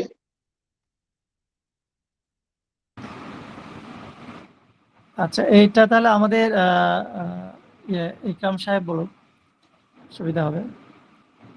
আমাদের ফাউন্ডার ডিরেক্টর এবং কন্টেন্ট কিং এর চেয়ারম্যান। এই প্রশ্নের উত্তরটা প্লিজ। সেগুলো আমাদের যে প্রজেক্ট আমাদের হচ্ছে কক্সবাজার আর কুয়াকাটার দুইটা প্রজেক্ট আর কি। কক্সবাজারটা আমরা হচ্ছে ইমিডিয়েট কাজ ধরতেছি, কুয়াকাটারটা আমরা জমি কিনে রাখছি, এখানে আরো কিছু মানে কাজে আরো কিছু জমির নেওয়ার চেষ্টা করতেছি। আর কক্সবাজারটা যেটা, সেটা একদম ডলফিন মোড়েই হচ্ছে। ডলফিন মোড় থেকে যদি যেখান থেকে আমরা বাসে নেমে তার থেকে হাঁটলে 1 মিনিটের দূরত্ব, মানে মেরিন ড্রাইভের দিকে আমরা যখন যাই সেই দিকে যাইতে 1 মিনিটের দূরত্ব আর কি, হেঁটে আর কি। সো ওইখানে আমরা হচ্ছে 25 শতক একটা জায়গার উপর আমরা এই জমিটা আমরা করছি, ডিজাইনও আমরা ওকে করছি। আর ডিজাইনটা নিয়ে আমরা অলরেডি কাজও শুরু হয়ে গেছে। ওখানে আপনারা গেলে ওখানে দেখতেও পারবেন, বিশাল বড় একটা সাইনবোর্ড আছে, কাজ আছে, ওখানে দেখতে পারবেন। এখানে হচ্ছে আমাদের শেয়ার এই মুহূর্তে আমরা হচ্ছে 3.5 লাখ টাকার আপনার শেয়ার নিতে পারবেন মিনিমাম আর কি। সেখানে আপনি কিস্তিতেও নেওয়ার সুযোগ আছে, 25,000 টাকা দিয়ে ফার্স্টে ডাউন পেমেন্ট করে পরে প্রতি মাসে 10,000 টাকা করে আপনি এখানে শেয়ারটা নিতে পারবেন। কুয়াকাটার প্রজেক্ট ইন্ডিভিজুয়ালি ওইখান থেকেও নিতে পারবেন। ওইখানে জায়গাটাও একদম মেরিন ড্রাইভের পাশেই, মেরিন ড্রাইভের সাথে লাগানো। ওইটা অনেক বড় একটা জমি, 1300 শতকের। ওইটা নিয়ে একটা ভিডিও আমরা দেখছেন, ওই ভিডিওটা যদিও ওইটা আমাদের এখনো অ্যাকচুয়ালি পুরো জিনিসটা কাল্পনিক ওইটা করা। আমরা ওইটাতে এখনো যেহেতু কাজ শুরু করি না, এটা মেইন প্রোগ্রামটা কিরকম হবে সেই জিনিসটা আমরা এখনো করি নাই, সেটা জাস্ট থিম চিন্তা করছি এই স্টাইলে, সেইটাকে আমরা ভিডিও করছি। কিন্তু ওইখানে জায়গাটা জমিটা এখানে নেওয়া আছে, এখানে আপনারা চাইলে সাইনবোর্ডটা দেখতে পারবেন। এই হচ্ছে জিনিস, আপনারা চাইলে যে কোনো সময় এসেই ওইখানে যে দেখে এসে তারপর এখানে ইনভেস্ট করার ডিসিশন নিতে পারেন, অথবা হচ্ছে আপনি যদি চান আমাদের অফিসে এসে কথা বলে। আমাদের অফিসটা হচ্ছে পল্টনে একটা অফিস আছে, কুমিল্লা একটা অফিস আছে, কক্সবাজারে একটা অফিস আছে। তো পল্টন অফিসটা একদম সহজ লোকেশন, খুবই সহজ লোকেশন। আপনি মেট্রোতে যদি উঠেন, সচিবালয়ের যে স্টেশন, ওই স্টেশন নামলেই যে বিল্ডিংটা, সেই বিল্ডিংটা মানে কি বেঙ্গল টাওয়ার না কি বলে ওটার, কি যেন নামটা, বেঙ্গল সেন্টার। বেঙ্গল সেন্টার ওইখানে আপনারা আসতে পারেন, ওটা লিফটার নয়। মানে এসে সবকিছু দেখে কাগজপত্র সব চেক করে দেন হচ্ছে আপনি যে ডিসিশন নেন, আপনি এখানে আগাইতে পারেন আর কি। এই হচ্ছে বিষয়। জি স্যার, দুইটাই আমার জায়গা থেকে একটু বলি, দুইটাই আমরা খুব হট লোকেশন পেয়েছি। কক্সবাজারটা তো দুর্দান্ত হট লোকেশন। ওই লোকেশনটা আমরা ফার্স্টেই আমরা খুঁজতে, যে আমরা যদি বলি আমরা ইনানির দিকে অনেক খোঁজার চিন্তা করতেছিলাম, ওইখানে এত দূরেই যাওয়ার চিন্তা করতেছিলাম। পরে লাকিলি কোনো একজন ব্যক্তির থেকে আমরা পেয়ে গেছি একদম একদম কলাতলি এখানে, মানে ইয়ে থেকে। কক্সবাজার এবং কুয়াকাটা দুইটা তো আলাদা আলাদা শেয়ার। আলাদা আলাদা শেয়ার, রাইট, আলাদা প্রজেক্ট, আলাদা আচ্ছা, শেয়ার। কক্সবাজারের এই প্রজেক্টটা শেষ হতে আনুমানিক কত সালে হতে পারে স্যার? শেষ হইতে তো আমরা চিন্তা করতেছি 2028, 29-30-এর মধ্যে হবে আর কি। আচ্ছা, এটা স্টার্টিং হওয়ার পর থেকে তো এটার ক্যালকুলেশন শুরু হবে নাকি? স্টার্ট হয়ে গেছে অলরেডি, কাজ স্টার্ট হয়ে গেছে। মানে আমরা যে না ওইটা বলছি না স্যার, আমরা যে ইনভেস্ট করলাম, সে একটা শেয়ার নিলাম, এইটার লাভ হোক বা লস হোক বা যেটাই হোক, এই ক্যালকুলেশনটা তো ওই শুরু হওয়ার সময় থেকে শুরু হবে, তাই না? না, আপনার ইনভেস্ট যখন করবেন সেই সময় থেকে শুরু হবে। এবং এটা আপনি যদি হয় যে কিস্তিতে দিতেছেন, তাহলে ফুল কিস্তিটা শেষ হওয়ার পর থেকে আপনার শুরু হবে। মানে শরীফুল ভাই কোশ্চেনটা মনে হয় মানে বুঝতে পারিনি মনে আমরা। শরীফুল ভাই কোশ্চেনটা আরেকটু ক্লিয়ার করে বলেন তো সুবিধা হবে। আচ্ছা, আমি একটা শেয়ার নিলাম, এটা শেয়ারের টাকা পয়সা পরিশোধ হলো, এখন হোটেল যখন রান হবে তখন থেকে তো এই প্রফিট বা এই হিসাবগুলা ক্যালকুলেশনে আসবে, তাই না? ও মানে হচ্ছে আপনি ওই যেটা বলতে চাচ্ছেন সেটা হচ্ছে আপনার পেমেন্ট ক্লিয়ার হইলো, বাট যদি আপনার সেই হোটেল অপারেশনে না যায় তাহলে আপনাকে প্রফিট কিভাবে দিবে বা প্রফিট দিতে পারবে কিনা বা প্রফিট কবে থেকে শুরু হবে, এটাই তো? Right right right right. জি ইকরাম ভাই। জি না, আপনার ওইটাই বললাম যে ওনার এখন থেকে ওটা শুরু হবে। আপনার তো জমির মূল্য তো বাড়বে। হ্যাঁ না, আপনারা মনে হয় যেটা বলতে চাইছেন যে ওনারা এখন যেই প্রফিটটা ওনার শেয়ার করবেন ওনার সাথে, সেই প্রফিটটাকে আপনাদের রানিং কোনো প্রজেক্ট থেকে শেয়ার করতেছেন কিনা, আর সেটা যদি ওনাদের শেষ হয় তাহলে ওখান থেকে এখন যেটা দিলেন সেটা আপনাদের রানিং প্রজেক্ট থেকে দিলেন বা অন্য জায়গা থেকে দিলেন, পরে যেটা হোটেল স্টার্ট হবে তখন সেখান থেকে যখন হবে তখন সেটা কি সেম থাকবে কিনা? এটা কি আমি বলবো? জি স্যার বলেন না। জি, আমি advocate Maksudur Rahman, hotel and রিসোর্টের লিগ্যাল অথরিটি। আমি এই বিষয়টি নিয়ে বলছি, উনি যে ইনভেস্টমেন্টের কথাটা বলছেন, এই বিষয়টা হচ্ছে গিয়ে আমরা যদি কেউ কিস্তিতে কিনলে কিস্তিটা তার যখন পরিশোধ হবে তারপর থেকে হচ্ছে যে আমরা আমাদের অন্যান্য যে প্রজেক্ট আছে, যেমন আমাদের কক্সবাজারে আমাদের B2B অন্য আরো অনেকগুলো কয়েকটা হোটেলের সাথে আমাদের ইয়ে আছে, এবং নিজস্ব আমাদের একটা হোটেল আছে, সেটা হচ্ছে আপনার বসতিপি নামে একটা হোটেল আছে, এবং আমাদের আদার্স যে প্রজেক্ট আছে সেই প্রজেক্ট থেকে আমরা হচ্ছে যে প্রফিট শেয়ারিং করব। হচ্ছে যে যতক্ষণ পর্যন্ত না আপনার এই আমাদের টোটাল প্রজেক্টটা শেষ না হচ্ছে ওই পর্যন্ত। যখন আমাদের প্রজেক্টটা রান হয়ে যাবে তখন ওই প্রজেক্টের উপর বেস করে যেই প্রফিটটা আসবে তখন আমরা সেখান থেকে আপনাদেরকে প্রফিটটা দিব। আর যদি কেউ এককালীন কিনে, তার শেয়ারটা যদি এককালীন কিনে তার ফুল পেমেন্টটা করে দেয়, তাহলে হবে কি আমরা এখন থেকে যেই মাস থেকে উনি দিবে আমরা এটাকে ত্রৈমাসিক বা 4 মাসে হিসাব করে আমরা আমাদের অন্যান্য প্রজেক্ট থেকে যে প্রফিটটা আসবে সেটার থেকে আমরা 5 to 10% আমরা প্রফিট শেয়ার করব। আমি মনে হয় বলতে পারছি, বুঝাতে পারছি ভাইয়াকে। জি শরীফুল ভাই, আচ্ছা, আমি একটু ইন্টারাপ্ট করি। এটা জি কি ভাই, তো আসলে আমরা মানে আমরা কতটুকু একটু এটা জুয়েল মানে জুয়েল মানে ভাই আমাকে অন্য প্রজেক্ট থেকে, হ্যালো, যে কাজী ভাই একটা প্রশ্ন করতে চাচ্ছেন। যে আমি আচ্ছা, একটু আমার জানতে সাথে কোনো চাচ্ছিলাম, লিগ্যাল সাপোজ ইস্যু আমি, নিয়ে কোনো প্রশ্ন আছে ভাই? জি আমি আমি তাহলে একটু আপনাদের কাছে শুরু করবো। মানে আমি আপনার কাছে একটা প্রশ্ন রাখতে চাই ভাই আপনার কাছে। সেটা হলো, আপনারা বিনিয়োগের ব্যাপারে কথা বললেন যে বাংলাদেশে তো আসলে অনেক ভুইফোট কোম্পানিগুলো আছে, প্রবাসী এবং দেশে যারা বিনিয়োগকারী আছে তাদেরকে আপনাদের তরফ থেকে কিভাবে সহায়তা করেন? ভুইফোট কোম্পানিগুলো যারা আছে তাদের মাধ্যমে যদি কেউ প্রতারিত হয়, আপনাদের মাধ্যমে কোনো সুযোগ বা সাহায্য নেওয়ার অপশন আছে কিনা আপনাদের অবশ্যই ভাইয়া, আমি আমি অবশ্যই আছে। আমি তো আপনাকে বললাম যে আপনার any kinds of legal issues, any kinds of, আপনি যদি মনে করেন আপনার ওয়াইফের সাথে আপনার প্রবলেম, সেই বিষয়ে আপনার পরামর্শ দরকার, আপনি সেই বিষয়ে আমাদের সাথে কনসাল্ট করতে পারেন। আমাদের একটা প্যানেল লয়ার আছে, অনেক বড় টিম আছে। আপনি সমস্যাটা বললে আপনার সমস্যা বেস স্পেসিফিক, যিনি এই বিষয়ে এক্সপার্ট, এই বিষয়টা সম্পর্কে জানে, ওনাকে অ্যাসাইন করে দেওয়া হবে, উনি আপনাকে এই বিষয়ে যথাযথ হেল্প করবে। আচ্ছা, সেক্ষেত্রে আপনাদের চার্জেস বা অন্যান্য জিনিসগুলোর সিস্টেম না, পরামর্শের জন্য এটা বেসিক্যালি ফাউন্ডেশন তো এবং কম্পিউটার ইস্যু তো, আমরা পরামর্শ থেকে শুরু করে আনুষঙ্গিক সকল বিষয়ে আপনাদেরকে সার্ভিসটা ফ্রি। তবে যদি সেখানে কোনো ইস্যুস থাকে, যেমন আপনার যদি কোনো মামলা সংক্রান্ত বিষয় থাকে, এখন মামলার বিষয় থাকলে যদি সেখানে ধরেন আনুষঙ্গিক ডকুমেন্টস এর কোনো খরচ লাগে, মানে কাগজপত্র টাইপিং খরচ, এগুলো হয়তো আপনার সাথে হইতে পারে, কিন্তু ফি বা লিগ্যাল আনুষঙ্গিক ইস্যুস গুলো টোটালি ফ্রি। তাহলে আমি কিভাবে কানেক্ট হতে পারি আপনাদের সাথে এটা এই বিষয়গুলোর জন্য? আপনি আপনি আজকে যেভাবে ইনভাইট পেয়েছেন, কোথা থেকে পেয়েছেন ইনভাইটটা ভাইয়া? আমি হচ্ছে ইকরাম স্যারের ওখান থেকেই পেয়েছি। আচ্ছা, তাহলে আপনি যেখান থেকে পেয়েছেন ওনার মাধ্যমে যোগাযোগ করলে উনি আমাদের লিগ্যাল টিমের নাম্বারটা আপনাদেরকে আচ্ছা, দিয়ে দিবে। আপনারা সেই লিগ্যাল টিমের সাথে হোয়াটসঅ্যাপে যোগাযোগ করতে পারবেন। আপনাদের প্রবলেমটা হোয়াটসঅ্যাপে বললেই হবে। হোয়াটসঅ্যাপে বললে আমরা হোয়াটসঅ্যাপে রেসপন্স করবো। শুধু আপনাদের না ভাই, আপনাদের পরিচিত অন্য যে কোনো লোক যিনি প্রবাসে থাকেন বা উনি আগে প্রবাসে ছিলেন এখন দেশে আছেন, অর্থাৎ উনি ম্যান পাওয়ার করেছেন জীবনে কোনো এক সময়, ম্যান পাওয়ার করেছেন মানে হচ্ছে আপনি তো যারা যাওয়ার আগে আপনার সময় ম্যান পাওয়ার করছেন। সো ম্যান পাওয়ার করা যারা, আপনাদের লিস্ট আমাদের কাছে আছে। আপনারা শুধু ম্যান পাওয়ার যারা করেছেন, উনি দেশে থাকুক বিদেশে থাকুক, উনি যেখানে থাকুক, ওনার জন্য আমাদের এই সার্ভিসটা একেবারে ফ্রি। আর যারা আমাদের দেশের বিনিয়োগকারী আছে তাদের জন্য? ভাই দেশের বিনিয়োগ এটা তো প্রবাসী কল্যাণ মন্ত্রণালয়ের বিষয়, তো প্রবাসী কল্যাণ মন্ত্রণালয়ের পক্ষ থেকে আমাদের এই সার্ভিসটা ফ্রি ভাই। আচ্ছা আচ্ছা, বুঝতে পেরেছি। আচ্ছা, বুঝতে ঠিক পারছি আছে, কিনা ভাই? বুঝতে পারছি, বুঝতে পারছি। এত অসুবিধা নাই, যেহেতু বলাই আছে যে প্রবাসী অথবা প্রবাসীর পরিবারের কেউ, সেই ক্ষেত্রে আপনার পরিচিত কেউ আসতে পারে, অসুবিধা নাই, আমরা তাদেরকে সাপোর্ট করার চেষ্টা করবো যথাযথভাবে আর কি।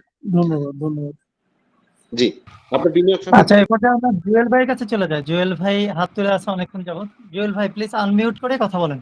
আমার একটা কোয়েশ্চেন ছিল, জাস্ট যে প্রফিটের ব্যাপারে যেটা বলেছিল সেটা একটু জাস্ট ছোট একটা কোয়েশ্চেন আমি একটু করতে যাচ্ছিলাম। সেটা হলো যে আমি এখানে যে 3.5 লাখ টাকার যে শেয়ারটা নিচ্ছি, সেখানে আমাকে অন্য প্রজেক্ট থেকে প্রফিট শেয়ার করা হচ্ছে। তো অন্য প্রজেক্টে যারা ইনভেস্ট করেছে তাদের সেখানে প্রফিট শেয়ারটা কমে যাচ্ছে না? তো এটা আসলে কতটুকু সুইটেবল একটু জানতে চাচ্ছিলাম।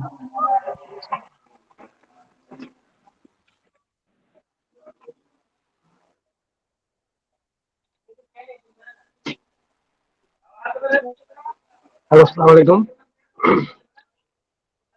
জি ভাইয়া, আমি অ্যাকচুয়ালি আপনার ওই যে কক্সবাজারের যে আপনাদের যে আহ বাই প্রজেক্টটা, যেটা এটার ব্যাপারে আপনার একটু জানার জন্য জানতে চাচ্ছিলাম, যেটা আমি যদি এখানে বিনিয়োগ করি এখন আপনাদের 3.5 লাখ টাকা, আর মানে আর কত টাকা পর্যন্ত এটার আপনার শেয়ার আছে?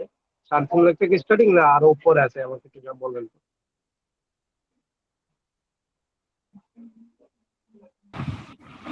জি, আমাদের মোহাম্মদ ইকরাম, এটার প্রশ্নের উত্তরটা আপনি দেন প্লিজ।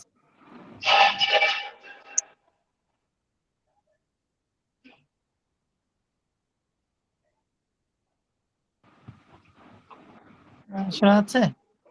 নাহলে আমাদের অ্যাডভোকেট, আমাদের বেওয়েব হোটেল রিসোর্টের লয়ার প্যানেলের অন্যতম অ্যাডভোকেট রিজভী সাহেব, প্লিজ। ভাইয়ার কোশ্চেনটার অ্যান্সারটা হচ্ছে এরকম, সেটা আমাদের একান্ত নিজস্ব প্রজেক্ট। ওই প্রজেক্টটা হচ্ছে যে কোনো আদার্স ইনভেস্টমেন্ট থেকে নেওয়া হয়নি। ওই প্রজেক্ট হচ্ছে যে আদার যেমন ওই হোটেলটা যেটা কথা বললাম, এবং আমাদের অ্যাগ্রো প্রজেক্টও আছে। আমরা সাইলেসের আমাদের আলাদা একটা প্রজেক্ট আছে, এটা আমাদের অ্যাগ্রো প্রজেক্ট। তারপর হচ্ছে আমাদের এই যে বসতি বেশ ও অন্যান্য যেগুলো আছে সেগুলো হচ্ছে আমাদের নিজস্ব প্রজেক্ট। এখানে কোনো আদার্স কোনো ইনভেস্টমেন্ট নাই, এখানে সরাসরি হচ্ছে যে কোম্পানির নিয়োগ, সরাসরি ইনভেস্টমেন্ট।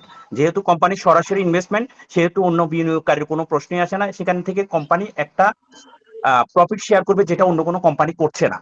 শুধুমাত্র আমরা বিনিয়োগকারীদের টাকার যে দীর্ঘমেয়াদী টাকাটা পড়ে থাকবে, সেই টাকাটা পড়ে না থাকার জন্যই আমরা বেসিক্যালি এই ইস্যুটা আমরা রাইজ করেছি, যেন তাদের কোনো ধরনের ক্ষতিগ্রস্ত না হয়। তারা যেন তাদের এই টাকাটা তারা যেন বলতে না পারে যে ভাই আমার এই টাকাটা এতদিন ধরে রেখে দিলাম, কোনো তো প্রফিট আসলো না। তখন ওইটার জন্যই আমরা বেসিক্যালি এই ফর্মুলাটা আমরা রেখেছি, যে আমাদের যে নিজস্ব যে প্রজেক্ট গুলো আছে সেই প্রজেক্ট থেকে আমরা তাদেরকে প্রফিট শেয়ারিং করবো। জি ভাইয়া। জি, থ্যাংক ইউ। ক্লিয়ার মনে হয় না? কিন্তু এখানে একটা প্রশ্ন মনে হয় সবার সাথে আমারও মনে হয় প্রশ্ন করা উচিত। এটা হচ্ছে যে আমরা যারা 3.5 লক্ষ টাকা বিনিয়োগ করলাম বা 3 লাখ টাকা বিনিয়োগ করলাম, আমাদেরকে আপনাদের রানিং প্রজেক্ট থেকে আমরা প্রফিট পাইলাম, সেটা ঠিক আছে, কিন্তু এই 3.5 লক্ষ টাকার বিপরীতে আমরা কি পাবো?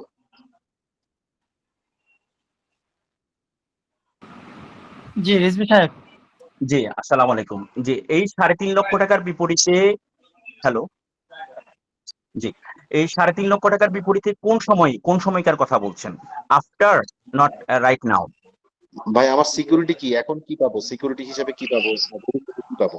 জি জি জি জি জি জি। এই মুহূর্তে হচ্ছে আমরা হচ্ছে প্রথমে তাদেরকে একটা প্রি অ্যালটমেন্ট পেপার দিব। যিনি আমার থেকে 3.5 লক্ষ টাকা এই প্রোডাক্টটা কিনছেন, তার জন্য একটা শেয়ার কিনছেন, তার জন্য একটা প্রি অ্যালটমেন্ট পেপার দিব, এবং 500 টাকা নন জুডিশিয়াল স্টাম্পে আমরা তাদেরকে একটা এগ্রিমেন্ট দিব। সেই এগ্রিমেন্টটা হচ্ছে যে একদম নোটারি করা, এটা থাকবে। আর পরবর্তীতে হচ্ছে যে যখন আমরা শেয়ারটা যখন হ্যান্ড ওভার করবো, তখন গিয়ে আমরা তাদেরকে এটা রেজিস্টার্ড করে দিব, একদম ফুল রেজিস্টার্ড করে দিব তাদের নামে, জমি সহ, প্রজেক্টের জমি মালিকানা সহ তাদেরকে আমরা প্রজেক্টটা ইয়াটা রেজিস্ট্রেশন করে দিব। জমির এছাড়া হিসাবটা এখানে কেমন হবে, কেমন ভাবে হবে?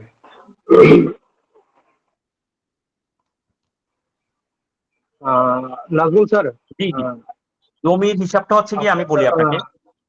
জি বলেন। সরি ভাইয়া জাস্ট 1 মিনিট। আমি আপনাদের মনে হয় কারোর সাথে ঘন্টা 2 ঘন্টা আগে হোয়াটসঅ্যাপে কথা বলছিলাম।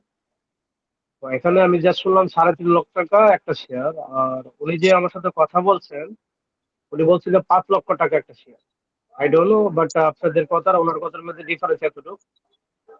আরেকটা ডিফারেন্স হচ্ছে উনি বলছেন যে 5 লক্ষ টাকা একসাথে শেয়ার, মানে একসাথে দেয়, একদিন পেমেন্ট দিই, তাহলে 12 থেকে 18% মনে হয় কি যেন একটা দিচ্ছে। আর যদি আমি কিস্তিতে নিই তাহলে তো কোনো কিছুই না। আসলে আমাকে এই ব্যাপারটা একটু ভাইয়া কেউ বলবেন? না ভাই, নাজমুল আমি স্যার, একটু আপনার বলি কথাগুলো আপনাকে। অনেক ভালো লাগছে। দ্বিতীয় কথা হচ্ছে আপনার কথাগুলোর সাথে আমার লাইফে অনেক কিছু মিল আছে। আমি হুট করে অনেক কিছু কিনছি, কিন্তু তেমন একটা লাভজনক হয় নাই। বাট এখন আপনার সাথে কথা বলার পর আমি ইন্টারেস্ট নিচ্ছি যে এটার উপর কোনো কিছু একটা বিলিভ করবো। বাট আমি যদি এখন আপনাদের কাছ থেকে একটু ভালোভাবে পরামর্শ পাই, তাহলে অফকোর্স আমি এখানে বিনিয়োগ করার জন্য আশাবাদী। ভাই আচ্ছা, যারা এক্স্যাক্টলি আপনি যেটা জানতে একটা চেয়েছেন second, যে আপনি কতটুকু জমির মালিকানা স্যার, পাবেন। হ্যালো। একটা সেকেন্ড একটু, আপনারা যারা এই মুহূর্তে এইখানে লাইভে আছেন, এখানে প্রায় 50-এর কাছাকাছি লাইভে ছিলেন আমি দেখছি, আপনাদের সকলের কাছে যে পরামর্শটা আমাদের থাকবে, আপনারা অবশ্যই আপনাদের বৈধ প্রতিনিধি যারা বাংলাদেশে আছে, আপনি প্রবাসী আছেন কিন্তু আপনার প্রতিনিধি বাংলাদেশে আছে, আপনি অবশ্যই আপনার প্রতিনিধির মাধ্যমে যাচাই বাছাই করে তারপরে আপনি বিনিয়োগ করবেন। কারো কথায় আপনি ওই যে একটু আগে বললাম যে কারো কথায় প্রলোভন বা কারো কথা শুনে আপনি বিনিয়োগ করবেন না। আপনি ডকুমেন্টস দেখবেন, যাচাই করবেন, যে লোকেশনের কথা বলা হচ্ছে সেই লোকেশনে অ্যাকচুয়ালি আছে কিনা, তাদের প্রপার্টি আছে কিনা, রেজিস্ট্রেশন হয়েছে কিনা, ওনারা আপনাকে রেজিস্ট্রেশন দিতে পারবে কিনা, এবং যারা ম্যানেজমেন্ট অপারেট করতেছে তাদের ম্যানেজমেন্ট আপনার যোগ্যতা আছে কিনা, এগুলো দেখে শুনে বুঝে বিনিয়োগ করবেন ভাই। এটা খুব গুরুত্বপূর্ণ। Thank you so much. আপনি যে ভাই এত স্ট্রংলি কথা বলতেছেন, অবশ্যই আপনার দেখা যায় সবকিছু লিগেল পেপারই আছে, তো আপনি কিভাবে স্ট্রংলি ভাবে কথা বলতেছেন। রিজভি অ্যান্সার যাই করবে। হোক, আমাকে একটু প্লিজ আমাকে একটু বলবেন। কোন বিষয়টা ভাইয়া? কোশ্চেন করলো যে ওই যে বললো 5 লাখ আর এখানে 3.5 লাখ, আর একটা হলো কি যেন বললো। যে 12% বলছে, 12 থেকে 18%। অ্যাকচুয়ালি এখন এই জিনিসটা কি, আমি কিভাবে না করলে। অ্যাকচুয়ালি আমি আসলে আপনাকে প্রপার যে ইয়াটা বলবো সেটা হচ্ছে গিয়ে, ধরেন আপনি যদি আমাদের এখানে ইনভেস্টমেন্ট করেন, তাহলে হচ্ছে গিয়ে আপনাকে আমরা জমির যে মালিকানা, আমি সেই কোশ্চেন থেকে আগে আসি। আপনি হচ্ছে যে একটা শেয়ারের বিপরীতে আপনি 15 স্কোয়ার ফিট ভূমি, 15 স্কোয়ার ফিট হচ্ছে যে আমাদের টোটাল যেই শেয়ার আছে সেখান থেকে 15 স্কোয়ার ফিট পাবেন। আর 15 স্কোয়ার ফিটের বিপরীতে অচিহ্নিত অবিভক্ত আপনি পাবেন 0.0021 অযুদাংশ, বা আপনাকে যদি অন্য হিসাবে বলা হয় 0.021 অযুদাংশ ভূমির মালিকানা আপনি ওখান থেকে পাবেন, আমাদের এই কক্সবাজার হোটেল থেকে। আমি কক্সবাজারের কথা বলছি এক্স্যাক্টলি। এটা আপনাকে রেজিস্ট্রি করে দেওয়া হবে। 15 স্কোয়ার ফিট হচ্ছে যে টোটাল যে কনস্ট্রাকশন আছে সেই কনস্ট্রাকশনের 15 স্কোয়ার ফিট। আমি আবার রিপিট করতেছি, 15 স্কোয়ার ফিট হচ্ছে টোটাল যে কনস্ট্রাকশন আছে সেটা 15 স্কোয়ার ফিট। আর আপনাকে ভূমির মালিকানা দেওয়া হবে 0.0021 অযুতাংশ। এটা আপনাকে সাব কবলা করে দেওয়া হবে। আর এই সাব কবলাটা আপনাকে কখন করে দেওয়া হবে? এই সাব কবলাটা করে দেওয়া হবে যখন আমাদের প্রজেক্টটা টোটালি কমপ্লিট হবে। প্রজেক্টটা টোটাল কমপ্লিট হবে। কমপ্লিট বলতে দুই রকমের কমপ্লিট। আমার হচ্ছে যে একবারে আমি রানে যাব তখন না, রানে যাব এরকম বিষয় না। রানে গেলে তো আমার তো বলাই আছে 2028 সালে আমরা রানে যাব।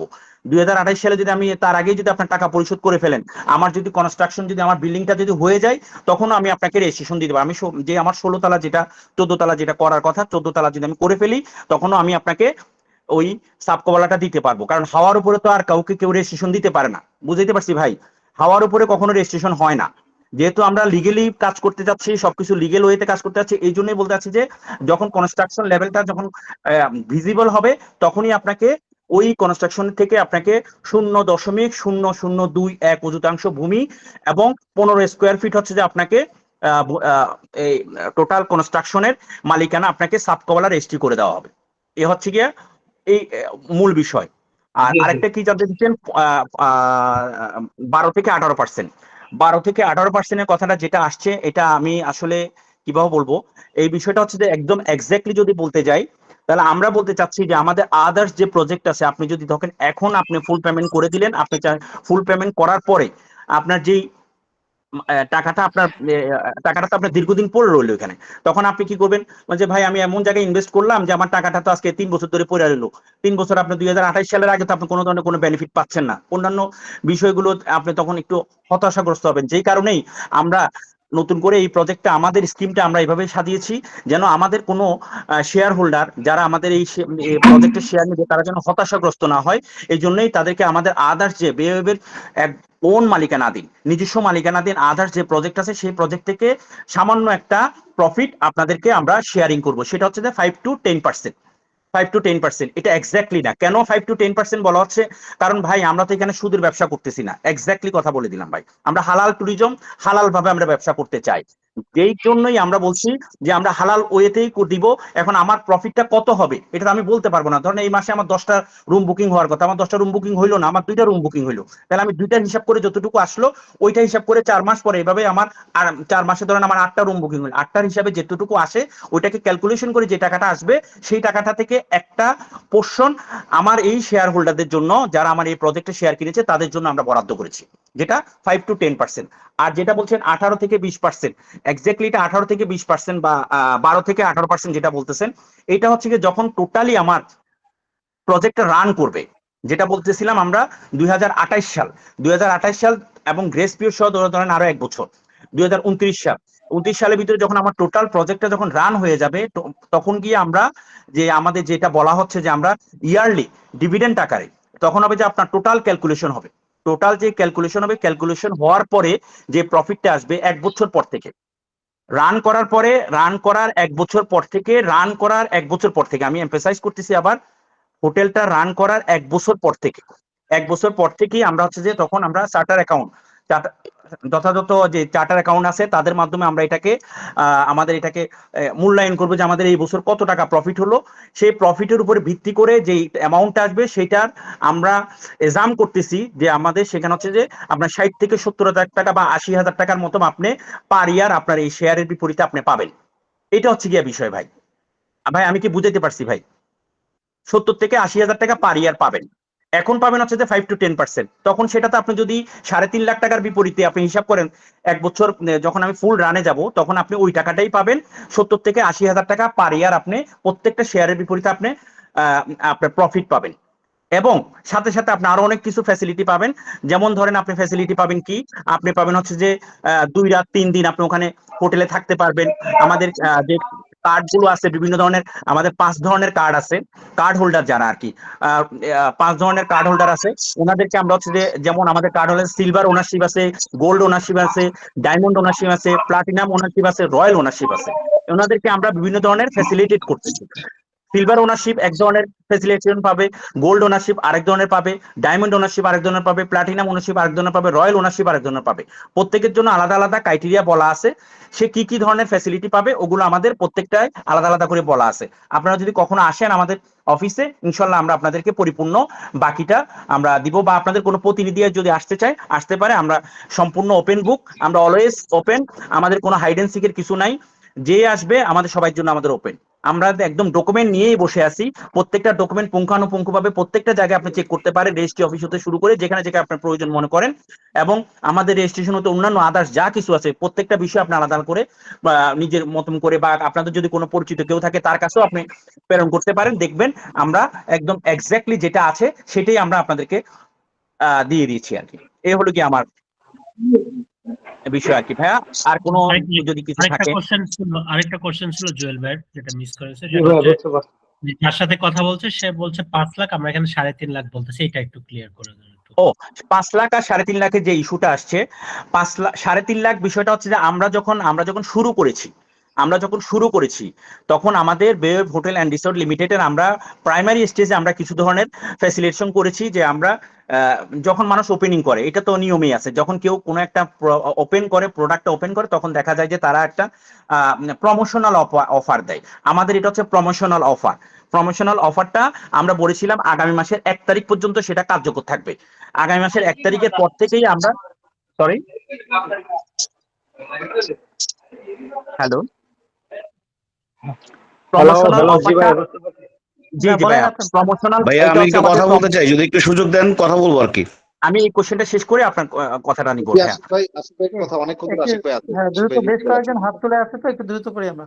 হ্যাঁ, আশিক এটা ভাই 1 লিখতে মিনিটে শেষ পারছেন। করে দিচ্ছি। এই কোশ্চেনটা রয়েছে যে এটা হচ্ছে আমরা প্রমোশনাল অফার দিয়েছি, প্রমোশনাল অফারটা আগামী মাসের 1 তারিখ পর্যন্ত কার্যকর থাকবে। তার পরবর্তী থেকে আমরা এটাকে 5 লক্ষ টাকা উন্নতি করছি। এই হচ্ছে কি আমাদের বিষয়, এই কারণে এই কথাটা আসছে। জি যে আশিক ভাই প্লিজ, অনেকক্ষণ হাত তুলে আছেন, আশিক ভাই প্লিজ। জি ভাই, আমরা ধরেন ইনভেস্টমেন্টে গেলাম, আমাদের প্ল্যান অনুযায়ী আমরা 3.5 লক্ষ টাকা একবারই পেমেন্ট করলাম। ধরেন 28 পর্যন্ত তো টাইম পিরিয়ড, 29-এ 1 বছর হচ্ছে গ্রস পিরিয়ড নেওয়া হয়েছে।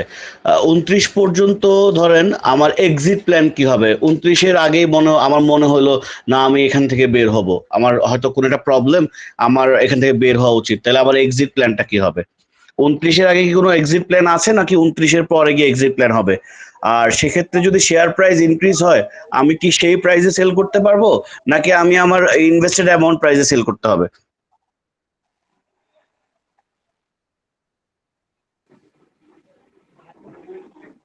জি, এটা রিজভী সাহেব। এক্সিট প্ল্যানটা আমার মনে হয়, আমি জানি না, কিন্তু আমার মনে হয় এক্সিট প্ল্যানটা সবার জন্যই ওপেন থাকা উচিত। জি জি জি আমি বলছি, একটু সুযোগ দেন একটু।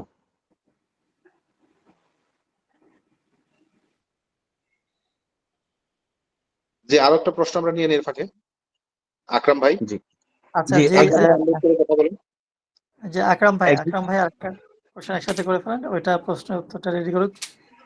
তবে জি আমার আমিও একমত এর সাথে যে এক্সিট প্ল্যানটা ইজি থাকতে হবে, অনেক ইজি থাকতে হবে। এক্সিট প্ল্যানটা একদম একদম ইজি, কোনো ধরনের কোনো হাইড এন্ড সিক কিছু নাই। ওয়েভ হোটেল অ্যান্ড রিসোর্ট প্রজেক্টের শেয়ার একজন ক্রেতা তার প্রয়োজনে যে কোনো সময় হস্তান্তর করতে পারবে। বিক্রয় করতে পারবে, হেবা করতে পারবেন, শুধু হেবাও করতে পারবেন চাইলে।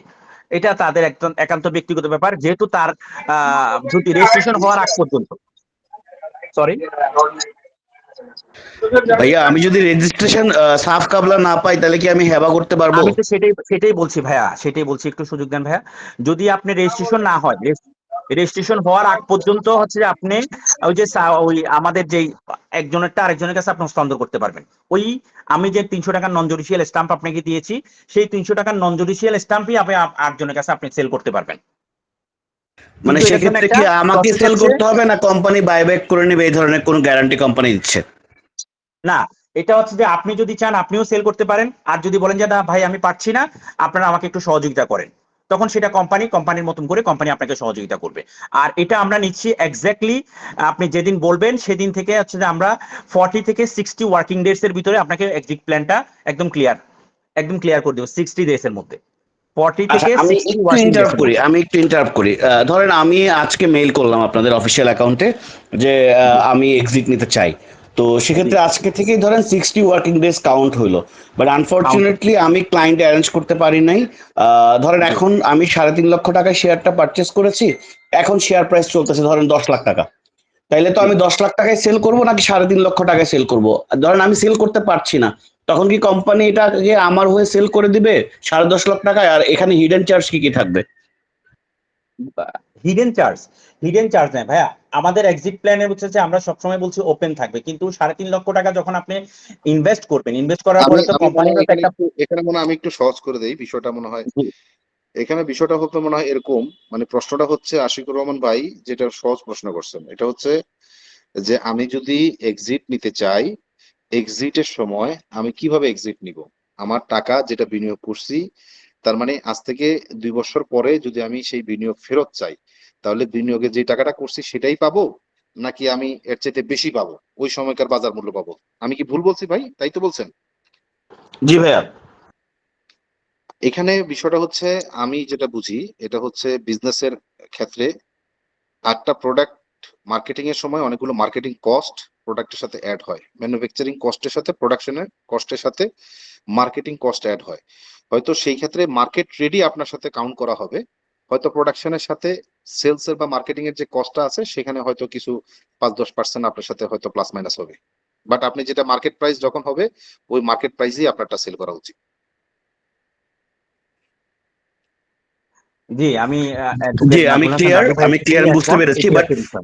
এটার রেসপন্সিবিলিটিটা তখন কে নিবে? ধরেন আমি সেল করতে পারছি না, আমি ক্লায়েন্ট পাচ্ছি না, আমি 10 লাখ টাকা এটা শেয়ার প্রাইস ধরেন মানে মানে ফর এক্সাম্পল মানে যেভাবে আমি এটা মনে হয় প্রেজেন্টেশন শুনলাম, এটা মনে হয় ওই ভাইয়া একটু বলি ভাইয়া, হ্যাঁ ওই প্রেজেন্টেশন অনুযায়ী আমার মনে হচ্ছে যে এই শেয়ার মানে এই কোম্পানির গ্রোথ অনেক ভালো। আমি ইনভেস্ট করলাম 3.5 লক্ষ টাকায়, এখন এটা 10 লাখ টাকা হয়েছে। এখন আমি তো ওই বাজার মূল্য ধরে পাবো, ঠিক আছে, বাট এটার বাইব্যাক গ্যারান্টিটা কে নিচ্ছে? আমি নিচ্ছি নাকি কোম্পানি নিচ্ছে? জাস্ট এই জিনিসটাই জানার ছিল আর কি। এটা আমি যেটা বেসিক বিষয়টা এরকম, এটা হচ্ছে আপনি যখন বিনিয়োগ করবেন, আপনি তো লং টার্মের জন্য বিনিয়োগ করবেন। যদি কখনো আপনার কোনো প্রবলেম হয় সেই ক্ষেত্রে যদি আপনি কোম্পানিকে স্যারেন্ডার করবেন আর কি, বিষয়টা আসলে সেল তো না। আপনি যদি নিজে বিক্রি করেন তাহলে হবে বিক্রি, আর আপনি যদি নিজে বিক্রি না করেন অন্য কারো কাছে, তাহলে কোম্পানির কাছে স্যারেন্ডার করে দিবেন আপনার শেয়ারটা। আশিকুর ভাই ঠিক আছে কিনা বিষয়টা? যে ভাই আমি কিনছিলাম, কেনার সময় আমি 3.5 লাখ টাকা দিছিলাম, বাট আমি এটা এখন স্যারেন্ডার করতে চাই, আমার জরুরি প্রয়োজনে আমার টাকাটা আমাকে রিফান্ড করে। সেই রিফান্ডের সময় কোম্পানির তৎক্ষণাৎ তখনকার যে বাজার মূল্য আছে সেই বাজার মূল্যের সাথে কোম্পানির হয়তো মার্কেটিং বা সেলস এর যে পার্সেন্টেজটা হয় সেটা 5% 10% যাই হয় এটা কোম্পানি মেজার করবে, তো সেটা মাইনাস করে বাকি টাকাটা আপনাকে রিটার্ন করবে। অবশ্যই সেটা বাজার মূল্যের সাথে হওয়া উচিত। আর এইটার লাইবিলিটি বা গ্যারান্টি বলতে কিছু নাই, আপনার গ্যারান্টি হচ্ছে আপনার শেয়ার, আপনি স্যারেন্ডার করলে কোম্পানি আপনাকে টাকা রিটার্ন দিবে, আর আপনি যদি স্যারেন্ডার না করে অন্য কারো কাছে বিক্রি করেন তাহলে ওই ভদ্রলোক আপনাকে টাকা রিটার্ন দিবে। জি ভাইয়া, এটা অ্যাডভোকেট নাজমুল হাসান স্যার যেটা বলেছেন ওইটাই হচ্ছে গিয়ে মূল বিষয়টা এরকমই। আর বেসিক্যালি বিষয় হচ্ছে ভাইয়া, যে কোনো জায়গায় যখন কেউ একজন ইনভেস্ট করে, আপনি যখন ইনভেস্ট করছেন আপনার এই ইনভেস্টমেন্টের টাকাটা আমি কিন্তু আমার প্রজেক্টে কিন্তু অলরেডি ইনভেস্ট করেছি। দ্যাট মিনস আমি চিন্তা করি লং টাইম একটা চিন্তা করি আমি ইনভেস্টমেন্ট করেছি। সো এই ক্ষেত্রে আমরা ধরে নিই 1 বছরের আগে কেউ এখান থেকে লেফট করবে না, এটা আমরা ধরে নিই, এটা যে কোনো ক্ষেত্রেই হোক। সব ক্ষেত্রেই কিন্তু এই জিনিসটা থাকে। ঠিক আছে, আপনি সাপোজ ধরেন ধরে নেওয়া এক জিনিস আর হচ্ছে সিচুয়েশন ডিমান্ড আরেক জিনিস। সিচুয়েশন ডিমান্ড হইতে পারে, সবই কিছু না। হ্যাঁ, সিচুয়েশন ডিমান্ড হতে পারে, এটা এক্সেপশনাল এরপরে ইস্যু। আর কি আছে কিনা আমরা একটু মনে হয় ক্লোজ করব। এরপরেও যদি কোনো কোশ্চেন থাকে আমাদের কি যে আকরাম ভাই আছে, আকরাম ভাই, করতে পারবো। আকরাম ভাই বাকি আছে শুধু প্রশ্ন করা, আর জুয়েল ভাই আবার হাত তুলেছিলেন। আমরা যদি সময় যেহেতু হয়ে গেছে, এরপরও আকরাম যদি ভাই আর প্রশ্ন আরিফ থাকে ভাই। আমরা গ্রুপে করতে পারবো। আকরাম ভাই একটু প্লিজ। আকরাম ভাই একটা, আরিফ ভাই একটা। আকরাম ভাই আনমিউট করে প্রশ্ন করতে হবে, আনমিউট করে। আপনি মিউট করা হ্যাঁ, আছে। হ্যালো, আসসালামু আলাইকুম। ওয়ালাইকুম আসসালামু সালাম। আলাইকুম। হ্যাঁ, ওয়ালাইকুম শুনতে পাচ্ছেন? আসসালাম। হ্যাঁ, আচ্ছা, আমার দুইটা প্রশ্ন ছিল। একটা প্রশ্ন ছিল যে 3.5 লাখ টাকা এটা যখন কিস্তিতে পেমেন্ট করা হবে, এটার সিস্টেমটা কিভাবে হবে, মানে ডাউন পেমেন্ট এবং কিস্তি কত কিস্তিতে পরিশোধ করা লাগবে, একটা প্রশ্ন এটা।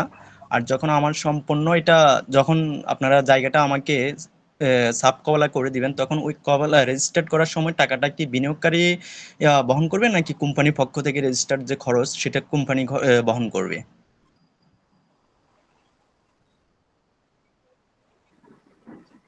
হ্যাঁ, শুনতে পাচ্ছেন? হ্যাঁ ভাইয়া, বিষয়টা হচ্ছে কি একদম এক্স্যাক্টলি এরকমই।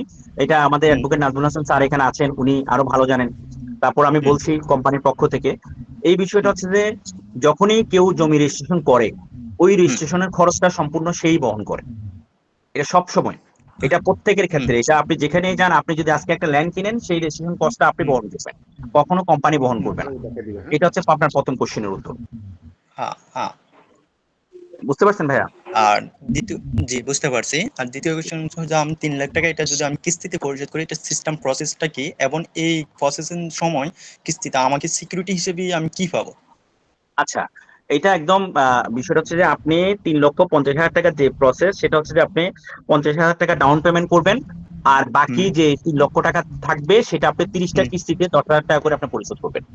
হুম হুম তো তারপরে বুঝতে পারছি হচ্ছে ভাই। যে, হ্যাঁ এটা তো বুঝতে পারছি। এখন আমাকে কি এই পাবেন? কিস্তি পাবেন চলাকালীন হচ্ছে কি আমাকে আপনাকে আমি সিকিউরিটি একটা হিসেবে, অ্যালটমেন্ট, হ্যাঁ হ্যাঁ সিকিউরিটি হিসেবে আপনাকে আমি দিচ্ছি একটা অ্যালটমেন্ট পেপার দিচ্ছি, যেটাতে হুম আপনার যে নেগোসিয়েশন প্রাইস হয়েছে সেই প্রাইসটা আপনাকে আমি দিয়ে দিচ্ছি, যে এটা আপনার নেগোসিয়েশন, ওইটাকে আমার ওই অ্যালটমেন্ট পেপারে ওইটা বলা থাকবে। এটা আমাদের ম্যানেজমেন্ট কর্তৃক এটা অ্যাপ্রুভড হবে। এটা হচ্ছে একটা বিষয়। আপনি অ্যাপ্লিকেশন করবেন, আমরা সেই অ্যাপ্লিকেশনটা অ্যাপ্রুভ করব, এক। আর দ্বিতীয়ত হচ্ছে আমরা সাথে সাথে আপনাকে দিব 300 টাকার নন জুডিশিয়াল স্ট্যাম্পে একটা চুক্তিপত্র দলিল।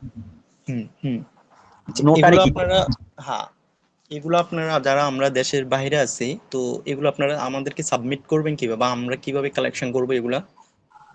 এটার প্রসেস হচ্ছে যে আমাদের এখানে প্রবাসী কল্যাণ মন্ত্রণালয়ের ভাইয়েরা আছে, ওনারা তো আরো ভালো বলতে পারবেন। এটার প্রসেস হচ্ছে যদি এটা কোনো আপনার দেশে সমস্যা নাই। কেউ আপনি থাকে, আপনি আমি আমি বলে দিচ্ছি, এটা আপনার কোনো সমস্যা নাই। আপনি দেশের সবচেয়ে ভালো বুদ্ধি হচ্ছে আপনার দেশে যদি কোনো বৈধ প্রতিনিধি থাকে আপনি তারে পাঠাইতে পারেন, অথবা আপনার হয়ে এখন ভাই বিদেশে বসে জায়গা জমি বিক্রি হয়, সেটা আমরা অ্যাপ্রুভ করে দিই, কোনো সুবিধা নেই। ওই সিস্টেমটা ওনারাই করে দেবেন। হ্যাঁ হ্যাঁ, ওটা আমরা করে দিব, অসুবিধা নেই। আপনাদের মানে চিটাগংয়ের মধ্যে কোনো অফিস আছে চিটাগং, যেখানে আমার প্রতিনিধি যায় যেতে পারবে? চিটং এ আমাদের একটা মানে আমরা ওভাবে এখনো চিটং এ ওভাবে অফিস করি নাই, তবে আমাদের একটা অফিস আছে। আমাদের সম্মানিত ডিরেক্টর কয়েকজন আছেন ওখানে, ওনারাই ওটাকে টেক ওভার করতেছে। এটা হচ্ছে কি ওইটা ওভাবে আমাদের অফিসিয়াল অফিস না, তবে আমরা শেয়ারিং অফিস আছে আমাদের একটা। শেয়ারিং অফিসটা হচ্ছে যে আপনার সিঙ্গাপুর মার্কেট, আপনি তো চিনবেন যেহেতু চিটং এর মানুষ বলছেন। সিঙ্গাপুর মার্কেট উপরে হচ্ছে যে এটা সিঙ্গাপুর মার্কেটের উপরেই আমাদের এই অফিসটা আর কি। উপরে হচ্ছে আপনার একটা আছে যে কি বলে এটাকে, কমন পড়ছে নাকি, রেজিস্টার কমন পড়ছে নাকি? আপনার চিটং এর মনে হয়, উনিও চিটং এর, এরকম মনে হইতেছে। না আমার বাড়ি ভাই আমিও চিটং এর, সেই হিসাবে উনি বললো তো এই জন্য বললাম আর কি। ভাইয়া মনে হয় সিঙ্গাপুর মার্কেটটা চিনেন, যেটা আমাদের পুরাতন যে সিঙ্গাপুর মার্কেটটা ছিল আর কি। পরবর্তীতে ওই আমাদের মহিউদ্দিন চৌধুরী ভাই, মেয়র মহিউদ্দিন চৌধুরী একটা টিভি চ্যানেল ওপেন করছিল, ওই উনি যে জায়গা ওপেন করছিল আর কি, ওইটা তো পরে আপনার গভর্নমেন্ট অ্যাকোয়ার করে নিছে। গভর্নমেন্ট অ্যাকোয়ার করে ওখানে একটা হচ্ছে যে অনলাইন আইটি যারা ইয়া করে আর কি, তাদের মাধ্যমে ওখানে একটা ইয়া রাখছে, অফিস দিয়েছে আর কি। তো আমরা ওই অফিসটা আমরা আপাতত ইউজ করতেছি চিটং এর জন্য। আপনারা গেলে ওখানে গেলে সহযোগিতা পাবেন। আমার আরেকটা প্রশ্ন ছিল, এখন আমি এই টাকাটা ডিপোজিট করবো মানে কিভাবে, মানে আমি তো দেশের বাইরে, তো ওটা আমি ব্যাংক বা আপনাদের লেনদেনটা কিভাবে? অবশ্যই কোম্পানির অ্যাকাউন্টে, কোনো লোকের ব্যক্তির সাথে লেনদেন করবেন না কোনোদিন, শুধু এই কোম্পানি বলে না ভাই, কোথাও হুম কোনোদিন হুম কোনো ব্যক্তির সাথে লেনদেন করবেন না, কোম্পানির সাথে লেনদেন করবেন তো কোম্পানির অ্যাকাউন্টে করবেন, এবং সেটাই যে আপনার জন্য আমি ডকুমেন্টস। হুম আমি অ্যাডভোকেট নাজমুল হাসান স্যারের সাথে একমত। স্যার যেটা বলেছেন এটাই সঠিক। আমরা কোনো হ্যান্ড ক্যাশ অ্যালাউ করি না। হুম আপনাকে মানি রিসিট দেওয়া হবে, আপনাকে দুটো মানি রিসিট দেওয়া হবে, দুই প্রকারের মানি রিসিট। একটা হচ্ছে আপনার কাছে অনলাইন মানি রিসিট যাবে, এবং একটা হচ্ছে একটা ফিজিক্যাল মানি রিসিট। এবং আপনি যে ব্যাংকে ট্রান্সফার করছেন হুম শুধুমাত্র ব্যাংকে ট্রান্সফার করবেন, বেওয়েব হোটেল অ্যান্ড রিসোর্ট লিমিটেড নামীয় অ্যাকাউন্ট ছাড়া অন্য কোনো অ্যাকাউন্টে আপনি ট্রান্সফার করতে পারবেন না। আমরা সেটা অ্যালাউ করবো না, এবং সেটা দায়ভারও আমরা নিব না। এ হচ্ছে গিয়ে ওকে। বিষয়। আর একটা প্রশ্ন ছিল, আমি এখন এই প্রসেসিংটা আমি কার সাথে কথা বলে এগুলা কমপ্লিট করব? অফিসিয়ালি আমি কার সাথে কথা বলবো? আপনি অফিসিয়ালি আপনি কি কোনো প্রতিনিধি পাঠাবেন, না আপনি সরাসরি এটা কথা বলতে চাচ্ছেন? বা আমি এখান থেকে টাকাটা তো আমি আপনাদের কি লেনদেন করবো? রিজভী সাহেব, আপনাদের কি কোনো গ্রুপ বা উনি যেভাবে পাইছে, যার মাধ্যমে আসছে, বা যেভাবে উনি যেখান থেকে লিঙ্কটা পাইছে ওইখানে সরাসরি আমি আসলে একটু, আচ্ছা, এরপরে আমি একটু ব্যক্তিগত বলি অনেক কথা থাকে যেটা গ্রুপে হয় না। আমি একটু কথা বলি। আমি মানে এটা হচ্ছে যে আপনাদের অ্যাড রান থেকে পাইছি, অ্যাড রান থেকে ডাইরেক্ট গ্রুপে অ্যাড হয়েছি। এরপর আমার সাথে আর কারোর সাথে কন্ট্যাক্ট হয়নি, ডাইরেক্ট আমি গ্রুপে ওইখানেই অ্যাড। এরপর এখন গ্রুপ থেকে ডাইরেক্ট এখানে আপনাদের কি কই জুম আপনাকে লিংকে গ্রুপ থেকে কথা। ভাই, আপনাকে গ্রুপ থেকে সমস্ত রকমের সহযোগিতা করা হবে। আপনি যা যা ইনফরমেশন চাইবেন, আপনার পার্সোনাল ইনফরমেশন দিয়ে দিবেন, সবকিছু গ্রুপ থেকে নিয়েই আমরা আপনাদের সাথে সরাসরি কন্ট্যাক্ট করবো আমাদের কল সেন্টারের মাধ্যমে। আচ্ছা, তো এখন গ্রুপে আপনার চ্যাটিং সিস্টেমটা এখনো পর্যন্ত খোলা হয়নি, সেই জন্য জানতে চাচ্ছি আর কি। ও, এটা এটা ইকরাম স্যার বলতে পারবে। আমি একটু ইকরাম গ্রুপ স্যারকে এখানে back গ্রুপটা করতে চাচ্ছি। আসলে ওপেন করা না। তো সেক্ষেত্রে আমাদের ইকরাম সাহেবের সাথে যোগাযোগ করলেই ভালো হবে মনে হয়, গ্রুপের অ্যাক্সেস। ওকে, আমি আরেকটা ছোট একটা প্রশ্ন ছিল, মানে এই দেওয়াব কোম্পানির ভিশন এবং মিশনটা কি এটার?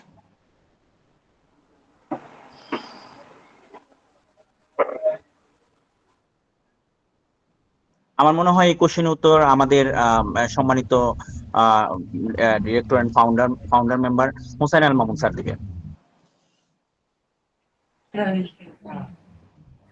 জি, জি আকরাম সাহেব, আকরাম ভাই জি, বলেন। যে আমি জানতে চাচ্ছি আপনাদের এই কোম্পানিটা মিশন এবং ভিশন আচ্ছা, ভেরি কি? গুড। জাস্ট ছোট্ট করে বলি এখানে। হুম আহ, আজকে প্রেজেন্টেশনের ভিতরে কিছু বিষয় আসছিল আমাদের মিশনের সাথে ভিশনের সাথে মিলে গেছে। একটা হচ্ছে গিয়ে আমরা বাংলাদেশে একটু ডিফারেন্ট টাইপের ট্যুরিজমটাকে ডেভেলপ করতে চাই, যেটা হালাল হুম ট্যুরিজম, এবং হুম এইটা আলটিমেটলি পরিচ্ছন্ন একটা ট্যুরিজম। যেহেতু বাংলাদেশ এখন ট্যুরিজমে খুব ডেভেলপ করছে এবং এটা খুব গ্রোয়িং হুম পজিশনে আছে, সো হুম এটাকে হুম আমরা ধরতে চাই, এবং পজিটিভ মেন্টালিটির পিপল যারা, তাদের জন্য আমরা হালাল ট্যুরিজমটাকে বেছে নিয়েছি। এবং এটা হচ্ছে আমাদের একটা মৌলিক পার্ট।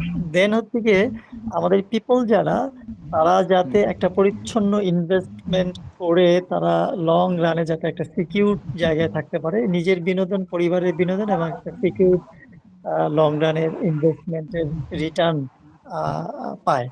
এই দুইটা বিষয়কে আমরা মাথায় রেখে মূলত আমরা আমাদের এই জায়গায় লক্ষ্য নির্ধারণ করেছি। সেক্ষেত্রে আমাদের ছোট্ট বিষয় যেটা, সেটা হলো কি, আমাদের বাংলাদেশের যতগুলো বেস্ট স্পট আছে, ট্যুর প্লেস হুম আছে, এই সবগুলোকেই আমরা ধারাবাহিকভাবে করব। তাহলে আমরা হুম বেওয়েব নামে চেইন হোটেল, এবং এটা 5 স্টার হোটেল। হুম তাহলে একই জায়গায় একটা হোটেলে কেউ যদি সার্ভিস নিয়ে হ্যাপি হয়, সে কিন্তু অন্য হুম কোথাও খুঁজতে গেলে এই হোটেলটা খুঁজবে, কারণ থেকে সে এটার ব্যাপারে happy.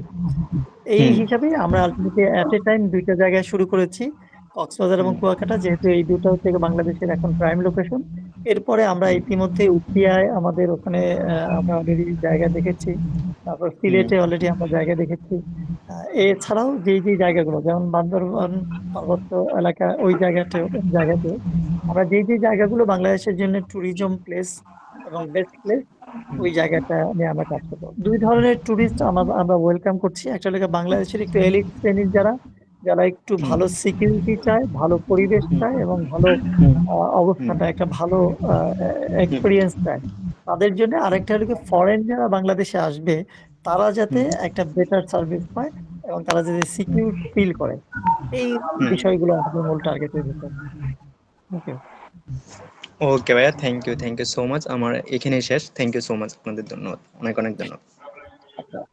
Thank you very much. আমরা মনে হয় একদম শেষের দিকে চলে আসছি।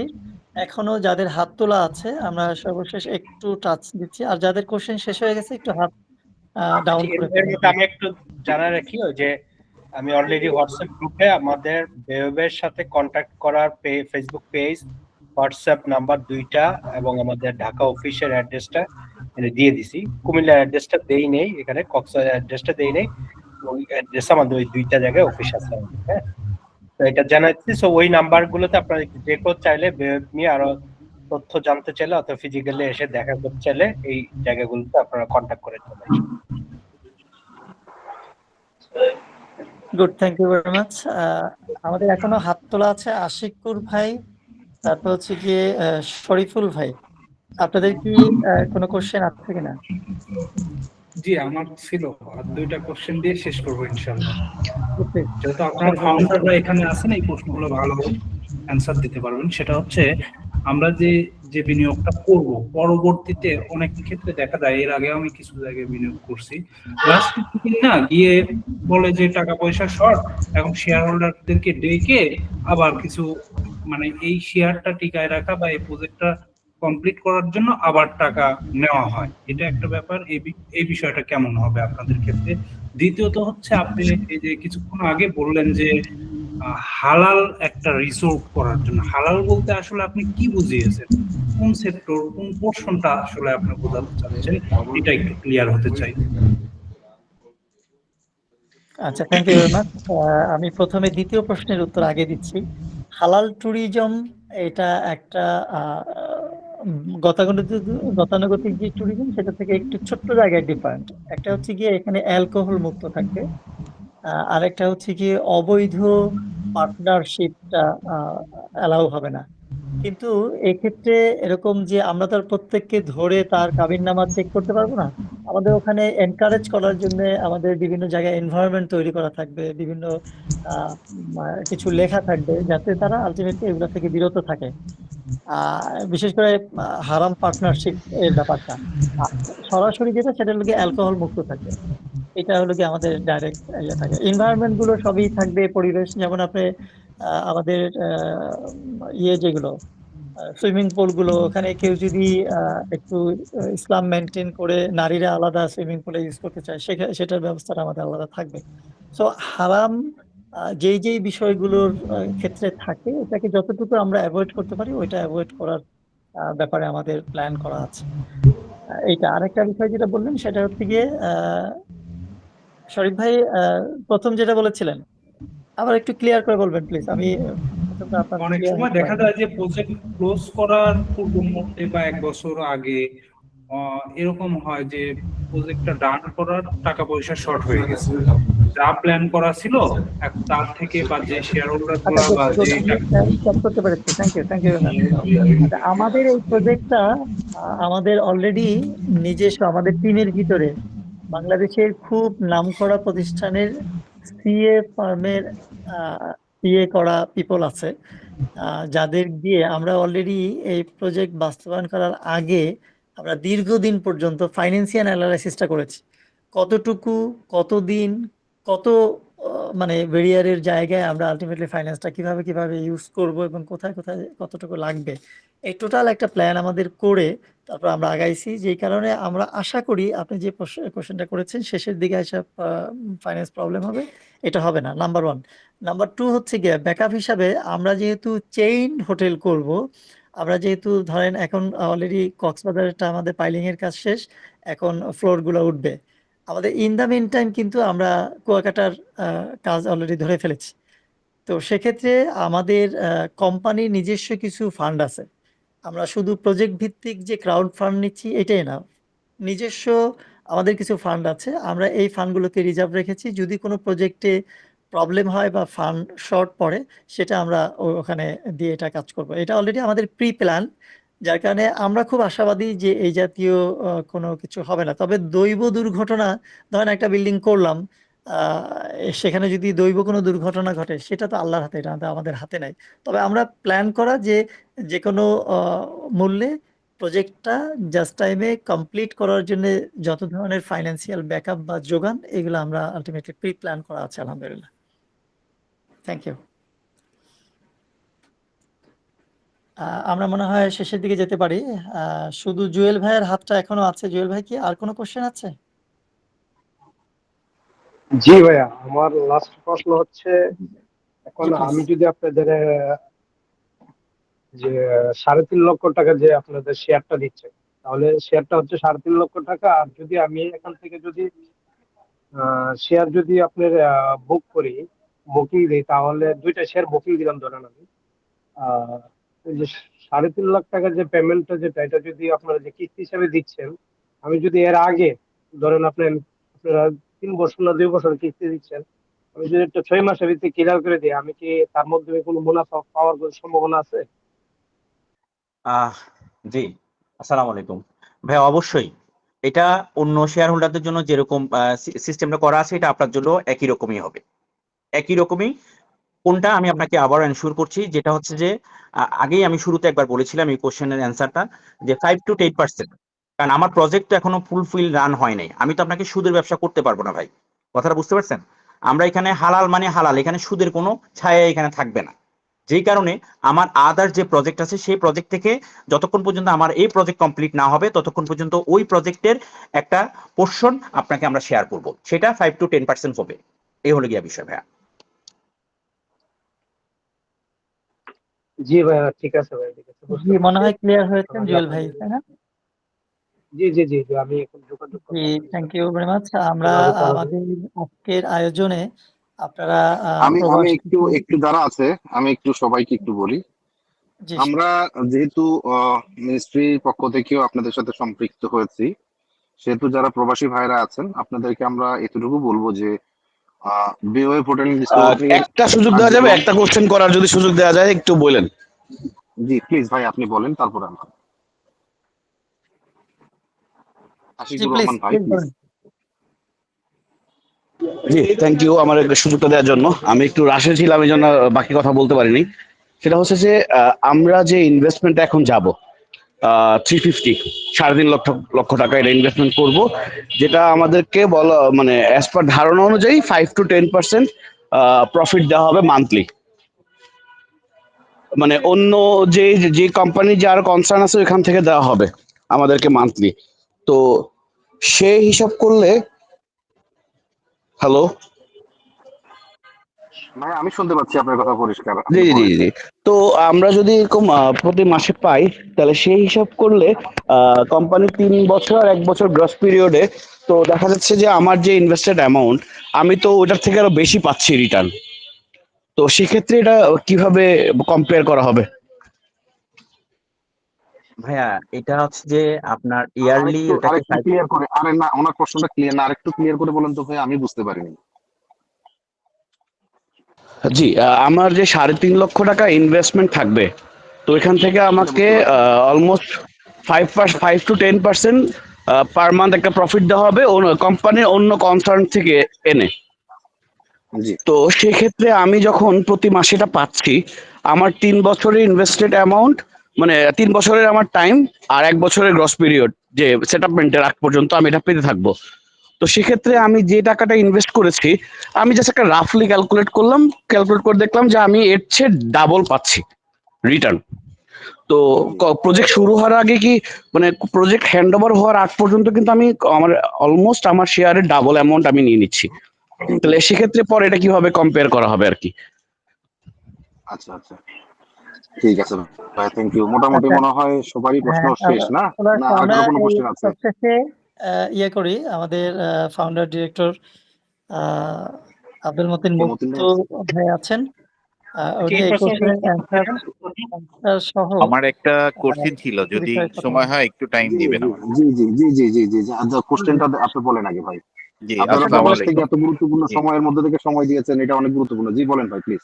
জি জি, আমি অনেকক্ষণ ধরে আছি, অবশ্য আমার বাসা উত্তরাতে, ভাইয়ের বাসার পাশাপাশি, এই জন্য মানে আমি একটু পিছিয়ে আসি। যাই হোক, আমার প্রশ্নটা এটা ছিল, সেটা হচ্ছে যে দুইটা প্রশ্ন। এক এক নাম্বার যেটা, সেটা হচ্ছে যে আপনাদের এখানে শেয়ার সংখ্যা কতটি,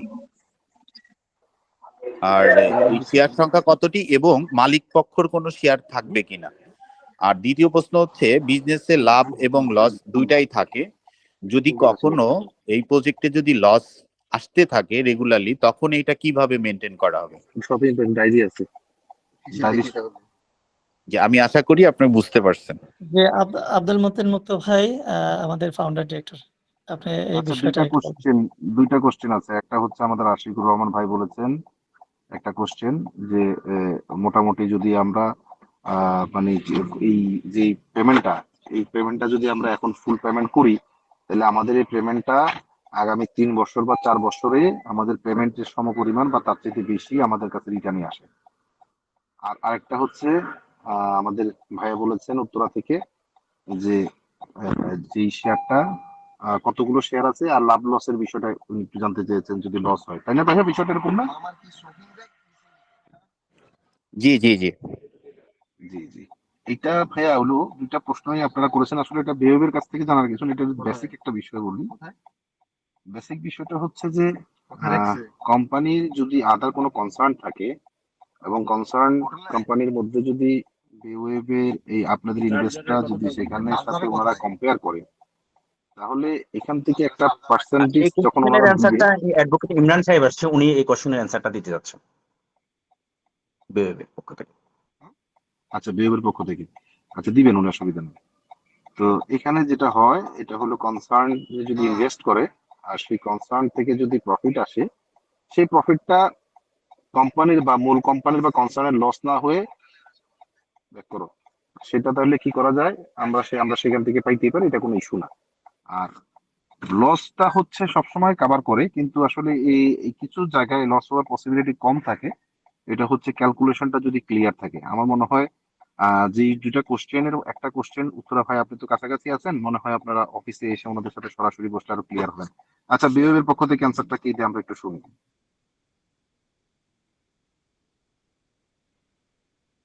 জি, আমাকে মাফ করবেন, আমি প্রশ্নটা শুনতে পারিনি। আমি কি আরেকবার প্রশ্নটা শুনতে পারি?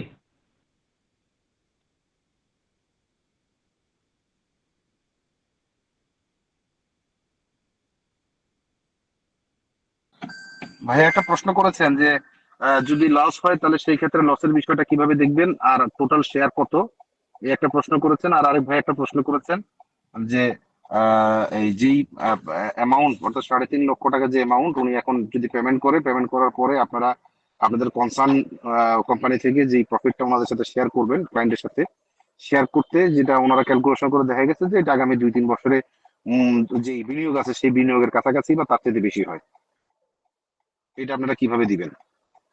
আচ্ছা, খুব ভালো প্রশ্ন। প্রথমে কথা হচ্ছে আমাদের এই টোটাল যে প্রজেক্ট শেয়ার, আমাদের একটা প্রজেক্টের উপরে যদি আমরা আলোচনা করি, আমাদের হোটেল বেওয়েভ কক্সবাজার যে প্রজেক্টটা, এই প্রজেক্টটাতে আমরা প্রত্যেক 15 স্কোয়ার ফিটকে 1 ইউনিট হিসেবে বিবেচনা করছি। তো এইরকম আমাদের কাছে বিক্রয়যোগ্য শেয়ার আছে 6,000, মানে 6,000 ইউনিট আমরা বিক্রয় করতে পারবো। তো আমাদের সম্মানিত ক্রেতা যারা আছেন, যারা আমাদের প্রজেক্ট শেয়ার কিনতে চান, তারা আমাদের কাছ থেকে 15 স্কোয়ার ফিটে 1 ইউনিট করে শেয়ার কিনতে পারবেন। তো আমরা একটা ইউনিট নিয়ে যদি আলোচনা করি, যে একটা ইউনিটের আমাদের 5 লক্ষ টাকা আমাদের প্রজেক্টের শেয়ার ভ্যালু, সেক্ষেত্রে আমরা পার স্কোয়ার ফিট মূল্য যদি চিন্তা করি, তাহলে সেটা হচ্ছে 33,333 টাকা। এটা প্রতি স্কোয়ার ফিটের শেয়ার মূল্য।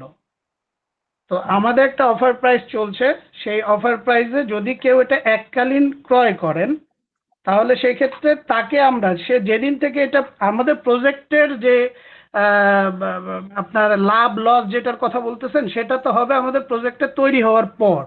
প্রজেক্ট তৈরি হওয়ার পরে 1 বছর প্রজেক্টটা রান করবে, অর্থাৎ একটা আয় বর্ষ যাবে। সেই আয় বর্ষর পরে এই প্রজেক্টের সমস্ত আয় ব্যয় হিসাব করা হবে একটা থার্ড পার্টিকে দিয়ে। থার্ড পার্টি অর্থাৎ একটা আমাদের সিএ কোম্পানি যেগুলো আছে, রিনাউন যারা আছেন, তাদেরকে দিয়ে আমাদের এটা পুরো অডিট করা হবে। অডিট করা হলে আমার যে 6,000 ইউনিট আছে, সেই 6,000 ইউনিটের পার 1 ইউনিটে কতটুকু লাভ আসতেছে সেটাই সে পাবে প্রজেক্ট শেষ হওয়ার পরে, মানে প্রজেক্ট তৈরি হওয়ার পরের 1 বছর পরে সে পাবে। কিন্তু যারা এককালীন কিনে ফেলতেছে অর্থাৎ 3 লক্ষ টাকা বা প্লাস মাইনাস যারা ইনভেস্ট করে ফেলছেন, তাদের জন্য আমরা একটা প্রাইমারি একটা লভ্যাংশ, যেটা আমরা আমাদের অন্যান্য প্রজেক্টে এখন রানিং প্রজেক্ট থেকে আমরা যে লাভটা করতেছি সেই লাভ থেকে তাকে আমরা দিব। এখন আমরা বলতেছি লাভ থেকে দিব, লস তো হওয়ার প্রশ্নই নাই। আর আমরা এখানে এটা একটা ব্যবসায় নামছি, আর আমাদের এটা স্মার্ট বিনিয়োগে লস হওয়ার কোনো প্রশ্ন আসে না। লস এবং লাভ সেটা হবে শুধুমাত্র আমাদের যেই প্রজেক্টটা আমরা শেয়ার বিক্রয় করছি বা যেই প্রজেক্টের শেয়ার কোনো সম্মানিত ক্রেতা কিনবেন, সেটা যখন রানিং হবে, অপারেশন রানিং হবে, তখন সেখানকার তার লাভ ক্ষতির হিসাব হবে। কিন্তু এখন যে এককালীন পারচেস করছেন তাকে যে আমরা লভ্যাংশটা দিচ্ছি, সেটা আমাদের কোম্পানিরই লভ্যাংশ, আমাদের থেকেই দিচ্ছি, কারণ তার এই বিনিয়োগের টাকাটা তো আমি ব্যবহার করছি। জি জি জি আমার জি, থ্যাংক ইউ। আমার উত্তরটা কি পেয়েছেন? জি জি, আশিকুর রহমান ভাই। ভাইজান, আমার আমার আমার সাইড থেকে যদি একটু বলি, আমি এটা জাস্ট নর্মাল ক্যালকুলেশন যদি বলি, যেহেতু ভাইয়া আসছে, সে তো 3.5 লক্ষ টাকাকে যদি ধরেন আমি 5% দিয়ে গুণ করি, 36 মাসে যদি করি, সেক্ষেত্রে 6,30,000 টাকা আসতেছে, ইনভেস্টমেন্টের ডাবল হয়ে গেল। হ্যাঁ, আর যেহেতু বললেন 6,000 শেয়ার, সেক্ষেত্রে কিন্তু প্রজেক্ট ভ্যালুয়েশনই দাঁড়ায় গেল অলমোস্ট ধরেন 300 কোটি টাকার মতো, আমি যদি ভুল না করি। জি, আপনার প্রশ্নটা শেষ করেন। জি, তাহলে আমার জাস্ট একটা কনসার্ন ছিল, যে কনসার্নের জায়গাটা হচ্ছে যে 3.5 লক্ষ টাকা বিনিয়োগ করলাম, প্রজেক্ট কমপ্লিট হলো না, বাট আমি 6,30,000 অ্যাপ্রক্স 5% ধরে আমি একটা অ্যামাউন্ট পাইলাম। তো এটা কি জাস্টিফাই হইলো কিনা, বা একটু বোঝার জন্য আর কি। এই 5% আপনি বাৎসরিক পাচ্ছেন। আপনি এটা কিভাবে ক্যালকুলেশন করলেন? 5%টা বাৎসরিক না না না, ক্যালকুলেশন। মিটিং এর মধ্যে বলা হয়েছিল মাসিক, ত্রৈমাসিক, হ্যাঁ 6 মাসের এরকম একটা কথা বলা হয়েছিল, ওইখান থেকে আমি না, না, মাসিক না। ক্যালকুলেশন করছি। না, এটা আসলে আমাদের বাৎসরিক, হ্যাঁ, কিন্তু এটা আপনাকে দেয়া হবে 4 মাস করে 3টা আলাদা সিলিং এ দেয়া হবে। কিন্তু প্রফিট তো বিবেচনা হবে বাৎসরিক। 1 বছর কোনো টাকা যদি ইনভেস্ট রান না করে, তাহলে তো আমি সেখান থেকে বেনিফিট পাবো না। কারণ আমি বলতেছি আমি যেখানেই করতেছি একটা বিজনেস করে করতেছি, এটাকে আপনার চিন্তা করতে হবে আয় বর্ষ এবং কর বর্ষের মতো। আমাকে 1 বছর আয় করতে হবে, সেই আয়ের হিসাব নিকাশ করে সেখান থেকে আমি প্রফিট দিব। তবে আমরা দেয়ার ক্ষেত্রে সেটা এককালীন না দিয়ে আমাদের শেয়ার হোল্ডার যারা আছেন, কিনতেছেন, আমাদের যারা শেয়ার পারচেস করতেছেন, তাদেরকে আমরা 4 মাস অন্তর অন্তর 3টা সিলিং এ এই টাকাটা ভাগ করে দিতেছি, যেন আমাদের এটার উপর হ্যাম্পার না হয়, বা আমাদের এই টাকাটা আর্ন হয়ে তারপরে যেন আপনাদেরকে দিতে পারি। কারণ আমাদের বেসিক কনসেপ্টই হচ্ছে হালাল, 100% হালাল। তো ব্যবসা করার সময়টুকু তো দিতে হবে। এটা বাৎসরিক চিন্তা করবেন, বাৎসরিক থেকে আমি এটাকে আপনাকে ভাগ করে দিচ্ছি। আমরা 5 to 10% বলছি এই কারণে, যেন আমরা যখন যেটা আসে আর কি, তবে ন্যূনতম 5%। জি ঠিক আছে, বুঝতে পেরেছি, বাট আমরা যে মিটিং এ প্রেজেন্ট ছিলাম, ওইখানে যিনি আগে বলেছিলেন ওই হিসাব অনুযায়ী হচ্ছে যে প্রতি মাসে পাই আর কি। আমরা হোপফুলি আমরা সবাই যারা ছিলাম, আমি আমারটা বলতে পারি, আমি এটাই ভাবছি যে প্রতি মাসে আমি এটা পেতে থাকবো আর কি। আচ্ছা, আমি তো কি এটা আপনাকে হয়তো, পরিষ্কার, আমি কি কনসেপ্টটাকে আপনার কাছে আমি পরিষ্কার করতে পেরেছি?